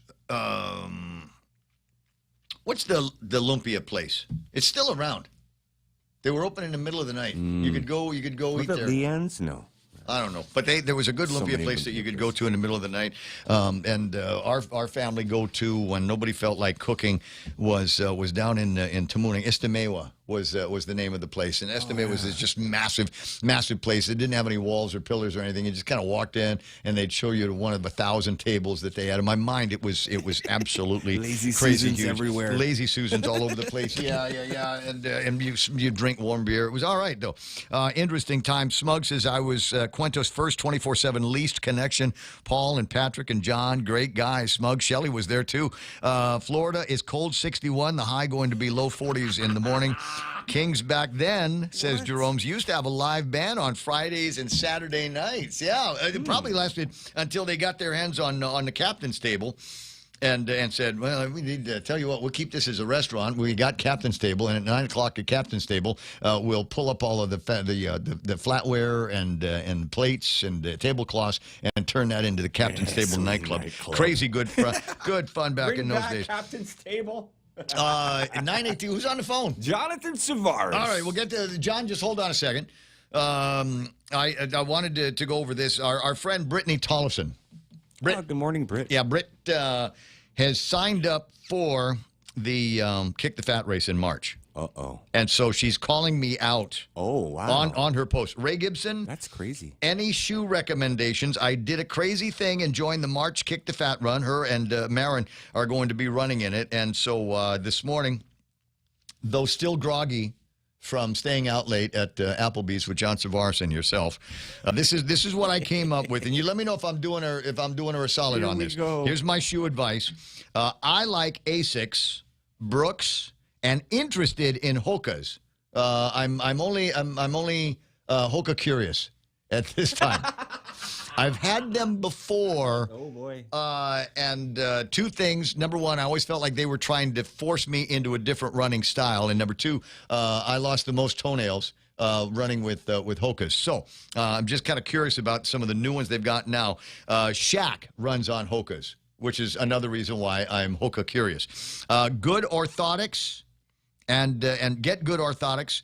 And make sure they fit width-wise. When I mean orthotics is you go to Foot Locker, you buy the shoes, talk to Mike about getting a good pair for yourself, buy the shoes, and then take out the insole and put in the orthotic insoles. That'll give you a little bit more by way of arch support, a little bit more comfort on the heel side, a little bit more comfort on the balls of your feet. The insole that's already in the shoe, that's decoration. Ooh. Yeah, that's just get rid of that. What kind of feet does she have? Huh? What kind of feet does she have? She's got the cutest brown feet you've ever seen. Send pictures. Yeah, Jerome McDonald's online says, yes, send pictures, Britt. Make sure they fit width-wise. A lot of people buy the shoes and figure out, okay, my toes in the front, just, in a familiar place, and go, that's what I need. But your feet change over time and over runs, and so what you want to do is make sure that as your feet are expanding from the up-down and the pressure of the run, that your feet width-wise have got room to grow inside the shoe. Get in some runs with them before the race. Learn to lace correctly for good stability. Most good running shoes, have got multiple eyes on the top. And the eyes are there for a specific loop design. Telemetry. So that you've got more stability in the upper foot and the ankle, where the ankle meets the top of the shoe. You want to have a lot of stability in there, and that's what that's for. If you don't know, go to YouTube and look. Proper way to lace running shoes. And then finally, when all else fails, get the ones that make you look like a hottie. I'm talking baddie shoes. Nice. By colors. Look at me shoes. Fluorescent yellows. Budweiser red. Yeah, I think that's it. Recommend some Salumpas too. Right? I like white. Yeah. White shoes, actually. They're kind of look at me shoes, but not look at me shoes, if that makes any sense. All right, 9:22 in the morning. Speaking of look at me, good looking John Savaris last night. Beautiful family helping out with everything. It was nice to see your mom. Thank you guys for showing up. Good morning, everyone. Happy Friday. Biba. Viva GOP, Viva Republicans, Viva Patrick Palomo. Yeah, actually, I was so happy to have Uncle Pat. Long story, but he watched me when I was a little altar server, and he didn't even realize it was me until we started talking. Because he used to play for the 6 o'clock choir, and my grandma sang there. And that's how I ended up becoming an altar server and grew up in the church, right? Uncle Pat, I used to just go to mass with my grandma early in the morning, and they never had an altar server. And I was a 6-year-old boy running around the church at 6 o'clock mass helping Monsignor Zulu Camacho, the late Monsignor Zulu Camacho, at the 6 a.m. mass. Because, old time, right? Grandma said go to mass, be an altar server, that's what you're going to do. And, it's just great to see Uncle Pat out there with us. And I was so happy. Yeah. Thank you guys for coming. Joe, thank you for holding down the mic. Joe did a great job. He did an outstanding job doing the emceeing, and I was so glad that he was doing that because it meant that I didn't have to, and I could simply enjoy myself. The food spread was good. I'm sorry, they must have. What happened to the chorizo shots? You said yesterday there's going to be chorizo shots. You know what, Joe, one of Joe and I's mutual friends, he had a family emergency and he wasn't able to get into the kitchen, and so he brought the pizza. And I was like, okay, cool. At least we have more. All right, because I ate like 8 slices of the pizza. They've got them. They slice them in John Savar sizes, so they're dikiki, because there's a lot of people a lot of mouths need to get fed. So they cut them up the right way. The guy Gerald Torres says, I like the guy singing in the piano. And somebody wants to send more. Jerome wants pictures of Brittany's feet. Now we were right. Yeah, no, I just wanted to call and tell and shout out Senator Breed this morning. I heard her this morning talking about that bill. My thing is, and I talked to a lot of the senators, both Democrat and Republican, over the last couple of years, and I said, I don't want to run on cannabis. I want this done because our people our government needs more resources now, and I'm just glad that Senator Breed's pushing that out, and it's an honor to work on it with her. And try to get this over the finish line, because it should have been done 10 years ago. Well, I'm delighted that she's at work on it. I think there's still a little bit more Stockholm syndrome that we've got to get out from under, and recognize that this is a new time, a new era, and any prohibitions that we would entertain before, any stigmas that were attached to it, I think are completely unnecessary now. And I think many of the much of the work that needs to be done now is try as much as possible. But we're not good at it in the government of Guam. As much as possible, that's why we got new people running. Get out of the way of the entrepreneurs. Get out of the way. Encourage them. Don't discourage them. We need to unleash the power and the minds of our young entrepreneurs. I always use Bird over at Ponos as an example. But here's a guy, pop up. Food truck, that kind of thing, and now he's brick and mortar. He's taken opportunities that are presented to them, but still, in all, there are steps that are, I think, unnecessary to all of that. How much more could he do if there was less regulation, even in that space? How much more could any businessman do if there was less regulations in those spaces? Let's go through all of this and try to find ways to make it easier for them.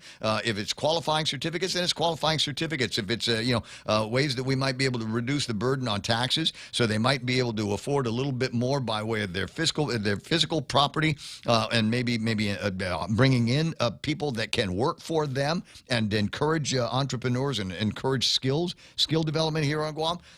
Whether it's marijuana growing or as I'm fond of approaching, the Ray Gibson marijuana vinyl bar, just someplace chill to hang out and listen to groovy music and enjoy a sweet buzz.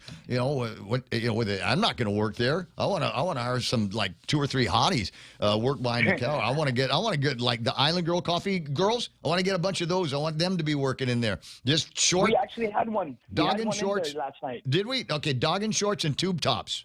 That's the Ray Gibson. That's going to be the Ray Gibson uniform. Ray, that's why I'm so excited to just always be on your show, because you always bring a different perspective. And I'll tell you, Uncle Jesse Lujan, getting on GVB right now to push the narrative that tourism needs to keep going. We need to keep pushing it. We need to change the narrative, and getting on the leadership at GVB, that's huge. Because at the end of the day, it's not just cannabis. It's every business person in the tourism and hospitality industry. that's coming out and saying, you know, last night I'm so glad we were able to do it at Applebee's, because Applebee's, you know, I was talking to the GM and the president and the owners, and they're saying we need to do more like this, because this helps us. This really helps keep our doors open. I love Applebee's. I wander in there and Sunday football, Ray, I watched football last week there. Well, I watched the end of the football. Well, I watched just the part where the fans of the was it Packers were crying. But anyway, so I got there in time for that. But you know, there's Kuya Ray behind the counter, and it was me and there were two guys over there. There's a couple in the corner, and that was it. There were like 5 people. There were more people working there than there were customers, and you can't keep the lights on that way. So I was pleased to see Kuya Ray and Kuya, Ivan, and the pretty girl with the glasses. I was pleased to see them as busy as they were yesterday. I thought that was great. So more like that. When's your next fundraiser?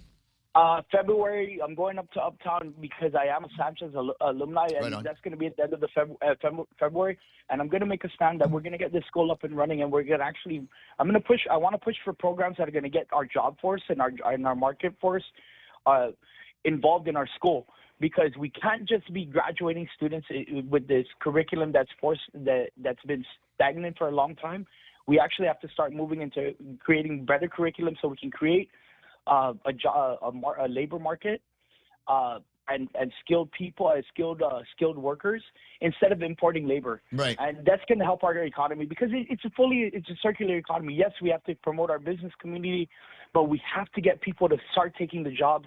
No offense to our H1, H2 workers, because we need the skilled labor. But at the end of the day, all that money doesn't really stay on Guam, right? A lot of that money is going back to wherever they're where they're coming from, and we, you know, especially our nurses, right? We're bringing in nurses, paying them 3-4 times the amount of money that we would pay a local nurse, and it's not offsetting the compensation, and it's rising the cost of healthcare. So we have to really look at training people at the high school level, middle school level, and getting them ready for the job markets, because not everybody's going to go to college. Well, you need to go to a little bit of school to become a doctor or a nurse. So we get all that. I'd like to see more programs where we identify at a very early age some of these high skilled positions and start like the Chinese do with their gymnasts or whatever. We find the kids in grade school and then we start thinking in terms of long-term aptitude. Do we have children in here that have got what it takes to be a doctor? That has what it got to take to be a lawyer, to be a nurse, IT professionals. Somewhere out there is a kid that is writing software because he can't find the app that he needs. He's just going to make it on his own.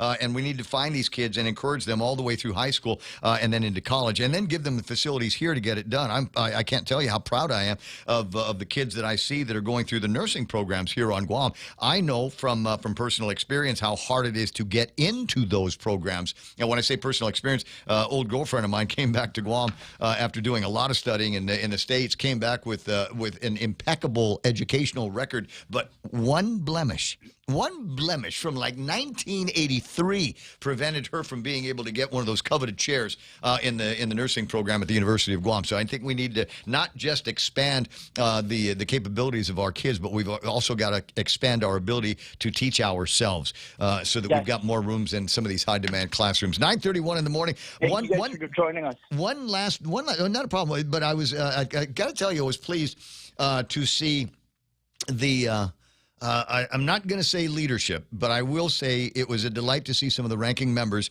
of the Republican family that were there. Real Joe made a big point about welcoming former First Lady Joanne Camacho into the studio, and she is the epitome of awesome when it comes down to party events and things like that. She came by to say hello, and she noticed there were some dirty plates on the bar, and she picked them up herself. And she took them herself to the kitchen so that they could get washed. Thank you very much, First Lady. Yes. She's terrific. Obviously, if she was there, Felix was there, and he came over and said hello. It was a delight to see both of the Republican gubernatorial teams there, Tony and Annette, and EJ and his beautiful wife. And we got Tilly came in escorting her husband, Frank Blush Jr., and we had Mary Okada and her husband, Dave, were in the room and Dave was having a great time. I mean, you get some of these, you get some of these political spouses, and they're like, whatever, I have to be here. You know, Dave seemed to enjoy himself just as much as I did. You know, and Uncle Dave, I grew up with Auntie Mary and Uncle Dave. Actually, that's one of my mom's classmates. Auntie Mary Okada is one of my mom's classmates, so I grew up with them. And I just like I grew up with people like Tony Ada, you know, growing up watching these guys, Frank Blas. I've watched these guys for so long, and you know, I looked up to everybody. All these senators, you know, both Democrat and Republican leaders, they're leaders. And No. They're representatives. They can be leaders in the party if they want to, but once we vote for them, they are merely my representatives. Yes, they're not. And as much as I like you, when you're senator, you're still not my leader. I'll tell you, get elected or not, no matter how I look at it, I'm a public servant. Not. I don't need to be in a pomp and circumstance and be recognized. I'm there because I need to be there to understand the situation. I'm not there because I need to shake hands, kiss babies, and things like that. I need to understand the trials that we're going to face, and in order to understand how we can move things forward. And I think that's one of the biggest problems that we see. People want to be recognized. They want all the pomp and circumstance, but we're neglecting our job as leaders or as public servants. And that's what the narrative we have to change. And that's why I'm walking the streets. And that's why I don't want to do anything too expensive. I want everybody to be able to, you know, that's what it's about. It's about being available. Yeah. Well, keep it up, buddy. Keep it up. Let me know when the next big deal is, and so I'll go and watch you say hello to everybody and watch Real Joe, do his plan of attack. Joe's like, no, don't encourage that. All right, 9:34. It's the Ray Gibson Show. You know it. 888-825-5888-TA. Okay. All right. Just because I want to get this out here. A couple of things in this newsletter from Qatar to Guam, U.S. Iran. 4 signs that indicate an imminent attack is going to be taking place. One of them, and you may hear about this in the news coming up, the decision to evacuate personnel from the Al Udeid Air Base in Qatar. The decision there, even with a clear deadline, is made only when an immediate preemptive attack is expected or when a large-scale attack is being prepared, and they're worried about human and administrative resources need to be protected from that, so they're going to pull these guys back. Also, this one here, the move to Guam and the long-range attack doctrine. As I said, keep an eye on the skies. Keep an eye on what kind of planes you see flying around there. The deployment of aerial refueling aircraft to Guam confirms that the U.S. is choosing to operate from strategic depth. Guam serves as a safe launch base for B-52 and B-2 bombers out of range of Iranian missile systems. The scenario is clear. Avoid deploying critical assets in the Persian Gulf.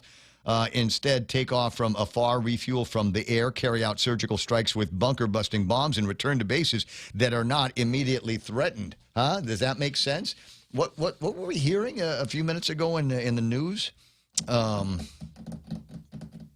about there's no carrier in the Gulf region right now? That was one of the stories in the Fox News in the last hour, and then making sure that the folks in Israel know what's going to be going on. And the last one here is the calmness of the airspace over Iran. Lifting of NOTAMs by Iran and the opening of the Straits of Hormuz do not constitute a reduction in tension. Rather, they are read as a clearing of the theater of operations. They want to make sure that they got freedom of movement. Don't want to worry about boats that are already in the water or commercial aircraft in the skies. They want to be able to control the skies as much as they can, and that's why they're shutting down the airspace in the area. Imminent attack, is it possible? 9:36, Ray Gibson Show. Mary's got some comments? Yes, sir. I got to do shout. Speaking of Mary, I always love it when Mary calls, but I also love reading some of the comments that Catherine generally makes, and she's been off-site for a couple of days, and the guys on the WhatsApp, I'm sorry, the guys on the YouTube side are going, "What's up?" And apparently there was some surgery done. She is now lighter by 1 kidney, I think, is the story that I'm hearing, and we got prayers. You are Point Familia, and we're dying to know that everything is going to be okay with you down the road. All right, 9:36. Let me bring Mary into the conversation before we go into news. Good morning. Oh, hi. What I wanted to say is I heard you talking about the nurses here. And one of the things I want to say is I have relatives that are both nurse practitioners. One has their doctorate as a nurse practitioner and has worked years in the emergency room in Big City Hospital. And both of them came back. They want to come back anyway, but because they want my male relative says, I'm from Guam. I don't want to stay here. I want to get out of the city. But what happened is he applied, and so did she.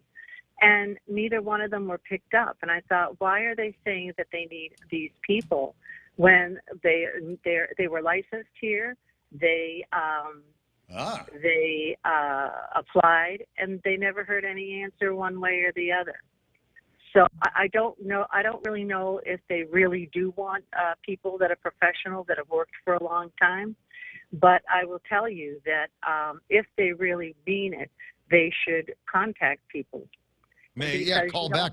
Call back the number on the off-island application. That is kind of interesting to hear. I know from places like Guam Regional Medical City, they have in the past made a big deal about trying to wean themselves off of the traveling nurses. They've actually hired some traveling nurses that decided they want to live on Guam as well. So they've included them now in the GRMC family, as well as taking care of and trying to hire as much local as they possibly can. They want to have a workforce, a nurse force, if you will, that is the majority, Guam-based. So that I don't. Did they apply there? Have they applied to any of the clinics that we've got? I think they applied to GMH. I don't know about GRMC, but I know they applied at GMH, and they take a huge salary drop to come back here. Oh my God, yes. They raised some of the nurses' salaries, like especially in the ER and stuff like that, because they really need them. And I assume, and I could be totally wrong, that many of the nurses, you're right, no matter what kind of a nurse you are, you have to bust your butt in order to complete everything you have to do in order to graduate, and it's very difficult. I don't know, I was just very concerned when I heard that, because I know there's not enough doctors. Yeah. And I know there are not enough nurses, especially in the clinics. So that's all I want to say. No, I appreciate that. I've got a couple of friends. In fact, I've got a friend right now that is watching on the YouTube side with exactly the kind of experience that you're talking about, and a deep desire to enjoy his life for a long, long time here on Guam. That maybe is aware of issues with folks trying to snag a good position at the hospital. I'll see what he's got to say, and to see what we can come back to. I'm still trying to chase down a telephone call we got late yesterday from Peter Santos, who was trying to donate blood over at Guam Memorial Hospital, and they turned him down. Back in the olden days, we'd get telephone calls from the blood bank at the hospital. If there was a demand on fresh product, the guys like me in the media would get a telephone call that said send him down. We need him for surgeries, and we'd get a line of people at the blood bank putting the blood in, but it sounds like they seem to be more interested in buying the blood product from someplace else. Yeah, that's true. I think it's because it lasts longer. They order that from like Red Cross or things like that. So it lasts longer? Yeah, I think it does. It does. Do they put some kind of stabilizer in there? Something? I don't know, but I do know that like Red Cross and things like that, across the United States, they do that. They have blood that they buy from a blood bank rather than a donor. And, it's there if you need it in an emergency. Yeah. Well, I'd be interested to find out if that is the answer, or maybe there's just something else going on, and maybe it's easier to get a kickback from a stateside blood bank than the actual blood people. I don't know. I was disappointed. I mentioned this yesterday. I'm sure you've heard it. I wanted to give blood for when my sister had a procedure in the Philippines, and I was astonished when the lady in the blood bank said no. I said, what? No. You're old. You got a heart condition. You can keep your blood, Gibson. Keep your blood. I'm like, wow. Okay, that is kind of. Can't you just take it and sample it? Just take a little bit out. Like a craft beer. Give a shot of it. Just a shot of it, and let me know whether it's good or not. And if there's nothing wrong, then by all means. But it just struck me when she said you're too old to give blood. You don't give blood regularly enough. It's just wow. Okay, thanks very much. And was so disappointed. That was a big disappointment of the trip. Mary, thanks for the call. Have a great weekend, would you? I will. Okay. 888-8255. We've got plenty of time for a couple more calls before the program is done. Got plenty more to talk about as well. You never know what's going to happen. I had that heart attack moment again. Sorry, I shouldn't say that. I had the ARG moment when I came in to work this morning and went by the mail thing and saw an envelope, a Gov Guami looking envelope, and it's I don't know why. But there's too much similarity between, at least in my head, between the judiciary's logo and Guam Solid Waste Authority logo. And okay, I get it. Yeah, every time. So the envelope comes in, and in my mind, I'm not, I don't have glasses on or anything, and I'm looking at it going, oh my God, it's the court. They want me back for jury duty. No, please, I'm still within what is it, 18 months of my 65th birthday. So I was talking about this earlier. There's a cutoff, huh? Yeah, 65 for jury duty. They don't need to. You don't need to show up for that anymore. And when you're 65. So, but I was talking earlier about when in the mini bike conversation about each birthday has got some kind of significance to it. And as we age, the birthdays come up and they're less. I'm less enthusiastic about these milestones. Like I said, when I was 10. Right? Get a mini bike because that's what I wanted. All the other boys in my class had mini bikes and helmets and broken bones, and I didn't. So my folks got me a mini bike when I was 10, and that was sweet. And it worked wonderfully until I think we were out in Marbo or Nimitz Hill or something like that, and it conked out and it wouldn't conk back in. So that was a rough time. Then I think 12 just because it's 12. 16 is the next one because when you're 16 you can get a driver's license, and then 18 you can legally drink. Did you notice I put the word legally in there? Okay. So you got that. 25 was kind of a milestone birthday. At the age of 25, it was rumored that you would get a better deal on your insurance, your car insurance, at 25, because by then you're a little bit more mature and sober of a driver. The actuarial tables had never met me, so I don't know that I got any kind of breaks on anything when I turned 25. And then after that, you just start looking forward to the birthdays with a zero at the end of it. You get 30 and 40, made a big deal at 50, made a big deal at 60. You were there. And so the next milestone birthday is 65. And at 65, then I'm not a pretend senior citizen anymore. I'm a real senior citizen at 65. 65 is, it's a good number to start thinking about Social Security. And that when Medicare kicks in, I think. I don't Yeah, know. see, now you don't, because Dr. Hallowen takes care of all my medical for me. You don't have to worry about that. Here in California, says Jerome, jury duty has no age limit. You live in the most screwed up state in the entire Do you realize, Jerome? Do you realize that Jerome from I'm trying to remember about where in Cali you are. I don't think he's anywhere near the border between there and like Nevada. No. Or there, Big Bear, New Mexico, right? But there are towns in California where gasoline is $8 a gallon. And if you go a mile in that direction across the border, there are towns that have gasoline that are $2.50 a gallon. Same kind of gas, same everything, same general geography. It's just on one side of this imaginary line, the Newsom line, is where all of the idiotic taxes are and the idiotic thinking that drives out refineries and actual producers of oil and gas products in your state. And then you've got the other state right next door. Right next door, where the citizens there are enjoying a lower price in gas, which obviously turns into a lower price, a better quality of life, in my mind. Where were we? 9:45. Got to take a break here, and me and Real Joe are going to figure out how we're going to kill the last 15 minutes of our work week. There we go.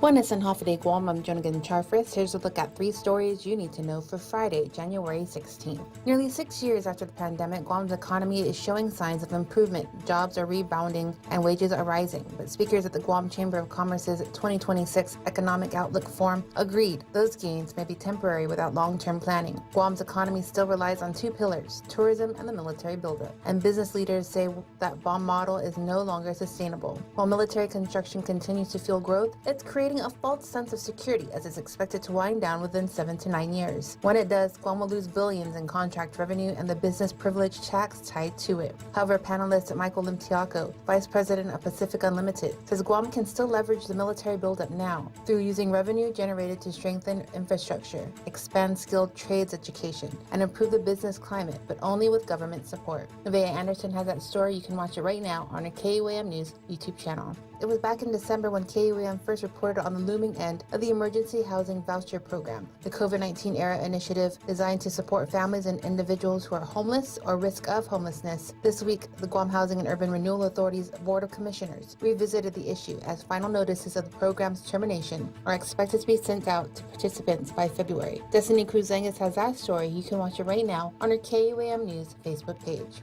And the 225-foot Juniper-class seagoing buoy tendered U.S. Coast Guard cutter Hickory has arrived in Guam, completing a more than 13,000 nautical mile, 71-day transit from the U.S. Coast Guard yard in Baltimore via the Panama Canal. Following the extensive major maintenance availability, the cutter is fully revitalized with full hull repairs, system upgrades, and modernized equipment, ensuring reliability and mission readiness for its full 30-year service life. Hickory's arrival restores a full complement of 3 seagoing buoy tenders, supporting the vast Pacific, strengthening maritime safety across Oceania. Homeported in Guam, the cutter specializes in maintaining aids to navigation that mark hazards and support safe passage through strategic sea lanes, vital to military operations and commercial shipping. The cutter's area of responsibility includes 143 aids to navigation, with 90 federally maintained en route to Guam. Hickory conducted joint buoy assessments in Majuro with the Marshall Islands Ports Authority to support future maintenance and upgrades. For more, visit KUAM.com. You can also catch the stream of our newscast on our YouTube channel or Facebook page. And to keep updated, follow KUAM News on Instagram. Jonagan Charfris, KUAM News.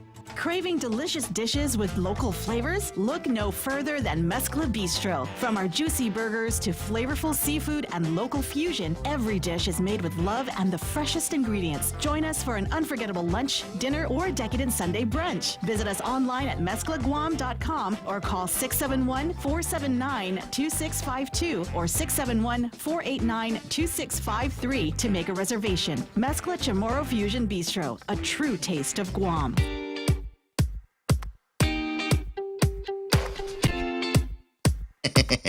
Meme Machine Online here this morning. Thank you for sending this one in. It's a picture of a helicopter and Delta Force guys on it, and it's asking the question, is the cure to male loneliness kidnapping a foreign leader with your bros? Yes. Yeah, it is. Yeah, it is. We ought to do that. Joe, we need a helicopter and a bunch of the guys. We're going to fly up to... Let's go up to Rhoda. Saipan. No, we'll go up to Rhoda and snag the mayor from We're Rhoda. gonna snag the mayor of Rhoda. No, she's sweet. I like her. Because she's fun to hang out with. But anyway, yeah. So there's that meme. Might be a couple of other interesting memes that are in the machine right about now. Yeah, this one here. Kids complaining about Spotify. They don't know the real struggle. And right in the picture is a shot of a cassette player and a cassette on the outside, and the tape is all wrapped around the spindle. That's the hard time. Yeah. So you've got to carefully take the tape out. So you don't stretch it. Don't stretch it because you cannot unstretch a tape here. You got to be careful. You got to extract it, and then you need a pencil to rewind it back in the actual cassette. Now that's where things are going. By the way, I might have mentioned this a couple of times. And there is a meme that I'm sending to myself, and it's a guy talking about his latest fascination with vinyl records and vinyl record players and things like that. Basically says, it's I love this hobby. I didn't have anything that was inconvenient and expensive as this one here until Steve Kasperbauer gave me a record player, his old record player, and it's a nice one. It is a nice one, and I got my buddy's amplifier, and it's a nice one. And now the quest is the speakers. I posted a video of a song called No More I Love Yous by The Lover Speaks from 1986. It's my latest post on Facebook. And my buddy Ken, who works at Crutchfield in the States, is going, "What speakers you got, bro?" And I'm embarrassed to tell him I just got a couple of these Bose bookshelf speakers. My God, I've got this massive on-kill receiver, and I've got this beautiful JVC automatic turntable. And you would think that I'd have something sweet like massive, heavy-ass JBL speakers, big, tall Klipsch's or something like that. $5,000 a piece stereo speakers. Expensive stuff. Yeah. How many ohms are you running? 4, 8, 6, whatever. I don't know any of that audio talk, man. It's fun when you get into it. Kind of having to relearn some of this stuff because the machines that I have are the last of the analog machines, but they do have some digital features in it. They've got some HDMI, and it reads the RDS on the radio station. It's even got an HD receiver on the inside of it, but then all of the rest of the stuff is designed for multiple speakers, multiple zones. And it's the old days from back in the when you'd go to like Micropack Audio or Ace International, the Pioneer Shop, and you'd get a piece of equipment, and it came with a book. Like a manual, and it wasn't thick because it was in 5 different languages. It was thick in English, and it had definitions, signal to noise ratios, RMS, and wattage and things like that. Diagrams. It had the actual service manual was included in it from back in the olden days. 9:52. I wanted to finish up a thought that I had a little bit earlier. And that is, wait, did I send this in? Wait, so it's a buddy of mine. You heard me griping about down in Tumon. That the telecom guys, go get your junk. You know who you are. You know what gear I'm talking about. Go and get your junk. There's, I'm sure, a whole lot of these little switches and connectors and places where the wires come in and out that you're not using anymore because everything is internet now or IP-based or what is it, fiber optics. You got a whole bunch of junk down there, and you need to get it out because it's uglying the place up. I've brought this up many times, and I might need to start calling people out on it. But Carl with a K was admiring the view in front of the Infusion in Tamuning, right across from the old Orange Julius. That's what it was, by the way, when I was a kid. It was Orange Julius, and the parking lot of the old Mark's place. And here's a piece of telecom junk. Take a look at this. Wait. Open this up on the machine here so you can see it in the video. I don't know whose telecom junk this is, but it's junk. I don't know if it got hit by a car or Typhoon Mawar or whatever. The doors don't close anymore. They're all bent to pieces, and I can't imagine that's good for the electronics on the inside. Or amplifiers or the wire connectors or whatever. It's possible that in that area that it's obsolete. I mean, maybe it was attached to, I don't know, Docomo when they first moved into the big building next door, or not. I don't know. I don't know whose equipment it is. It doesn't have anything to identify it. Lucky you. But if I'm the boss of a telecom shop here on Guam, I'm not, but I know many of them. The message is, go get your junk. Tourist walk there. Bicyclists, the little kids that walk in front of that. And, so if you don't care about it, why should they care about your business? I don't know, but for what people pay for phone connections and internet connections and streaming whatevers, you know what? You can take a couple of bucks and send the guys and your construction guys out there and have them either replace it or eliminate it if it's not needed anymore. And that's just Tamuning. So here's the challenge to Point listeners and viewers is go around your neighborhood, go around the village, go around, your business area and see how many of these telecom pedestals are just junked up and nobody's taking care of it. Nobody's replacing it. How many of them got these black tape scars from being the guys? That's how they close them, is the guys will take their black elastic tape and spin it around these things a couple of times. I'm just saying it looks like hell. And there's absolutely no good reason why they should continue to look like hell. 9:55 in the morning. I wanted to finish the thought on it's 1985. You wake up and realize the last 40 years have been a dream. It's 1985. Can you imagine? 40 years younger. Can you? I would be 23, almost 24 years old in 1985. What would I do? Wake up, go have breakfast over at King's, get a hearty breakfast because I got to work. Not at Gibson's today. I'm going to work at the Agania Shopping Center, and I got to do a live broadcast from TikTok. I'm sorry, Shock Shop. Yes. Big townhouse over here. And then you had the corridor with the chicken that played tic-tac-toe. End up over at Payless. They were in a little bit of an eatery that they had. There was a photo booth there, Ray. Was there? Yeah, one of those old-style photo booths. But on the way over to the old-style photo booth, I'd stop by that little store with the American guy and get a T-shirt with my name on it. And he'd pull out, how do you spell it? Gibson, and he'd go to the tray. What font? We have 3 fonts. Which one do you want? You want the one like a big bubbly font? Okay, we'll take that one. 3.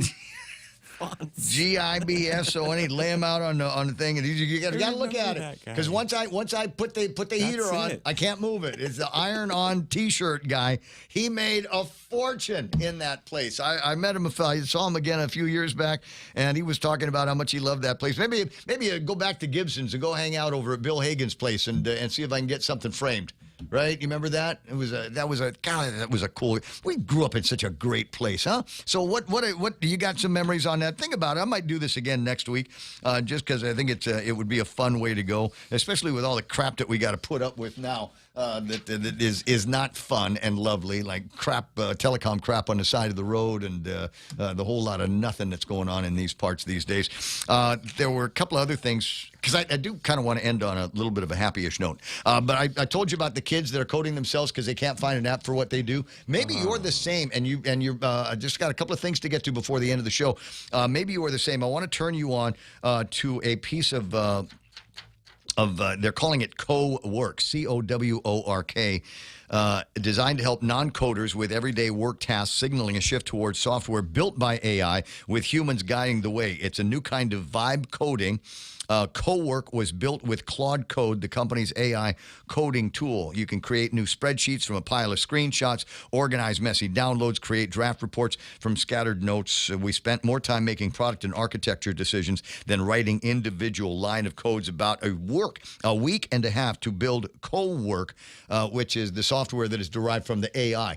And so I really pondered whatever it is that you do, whatever the nature of your business is, and find a way to actually let the AI write the code for you. It's rather inexpensive, and some people suggest that it is extremely easy to do and extremely affordable and extremely productive. So if you're wondering about how you're going to turn on to AI, think in terms of making your own apps, your own kind of software. 9:58 and change. The hottest format trend, music. This is a radio thing. I'm a radio guy, right? I do talk radio now, but once upon a time I did music radio. 25 years, man, and boy, it was a household name. The latest hot format trend, an extension of classic hits, the way we've got on Boss 104, classic rock. You know, as people age, they don't leave the radio. You haven't left the radio yet. Well, we found different ways to enjoy it, but you haven't left. The latest format, and it's spreading across the nation like wildfire, is yacht rock. It started off as, just an hour here. Maybe we're doing yacht rock weekends. Well, now it's a full-time 24-hour-a-day format. What kind of music do they play? Well, it's not all the same songs from the same guys. They've started to widen things up. 85X, Michael McDonald, If That's What It Takes. Benny Sings, the JB's Disco Biscuits. Tavares' Only Takes a Minute. Gaucho from Steely Dan's, one of my favorite tube songs, She's a Beauty. Life on Mars from David Bowie. The Bounce Patrol. Radio by the Corrs, Kylie Minogue's Dance Floor Darling. And what could be among the ultimate yacht rock songs of all time, You Are the Woman That I've Always Dreamed Of. Fire Falls classic.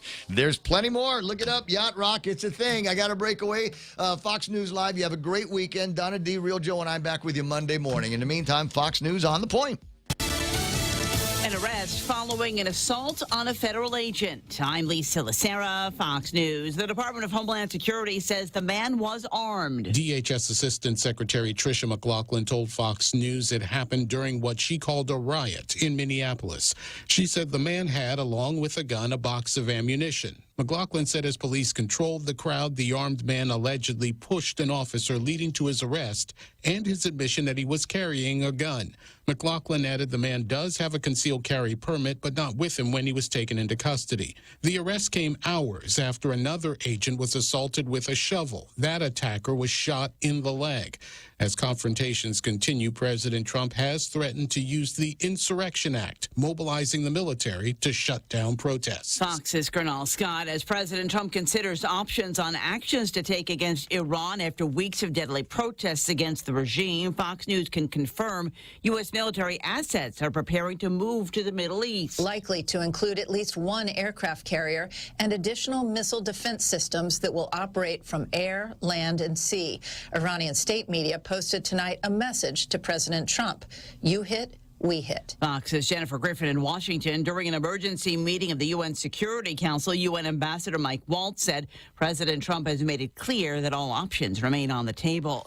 Venezuelan opposition leader Maria Corina Machado met with President Trump at the White House this afternoon. I presented the President of the United States the medal of the Nobel Peace Prize. The White House did not specifically say if the president accepted the medal, and the Nobel Institute has said Machado would still be the recipient of the Peace Prize. President Trump has said he doesn't think Machado is the right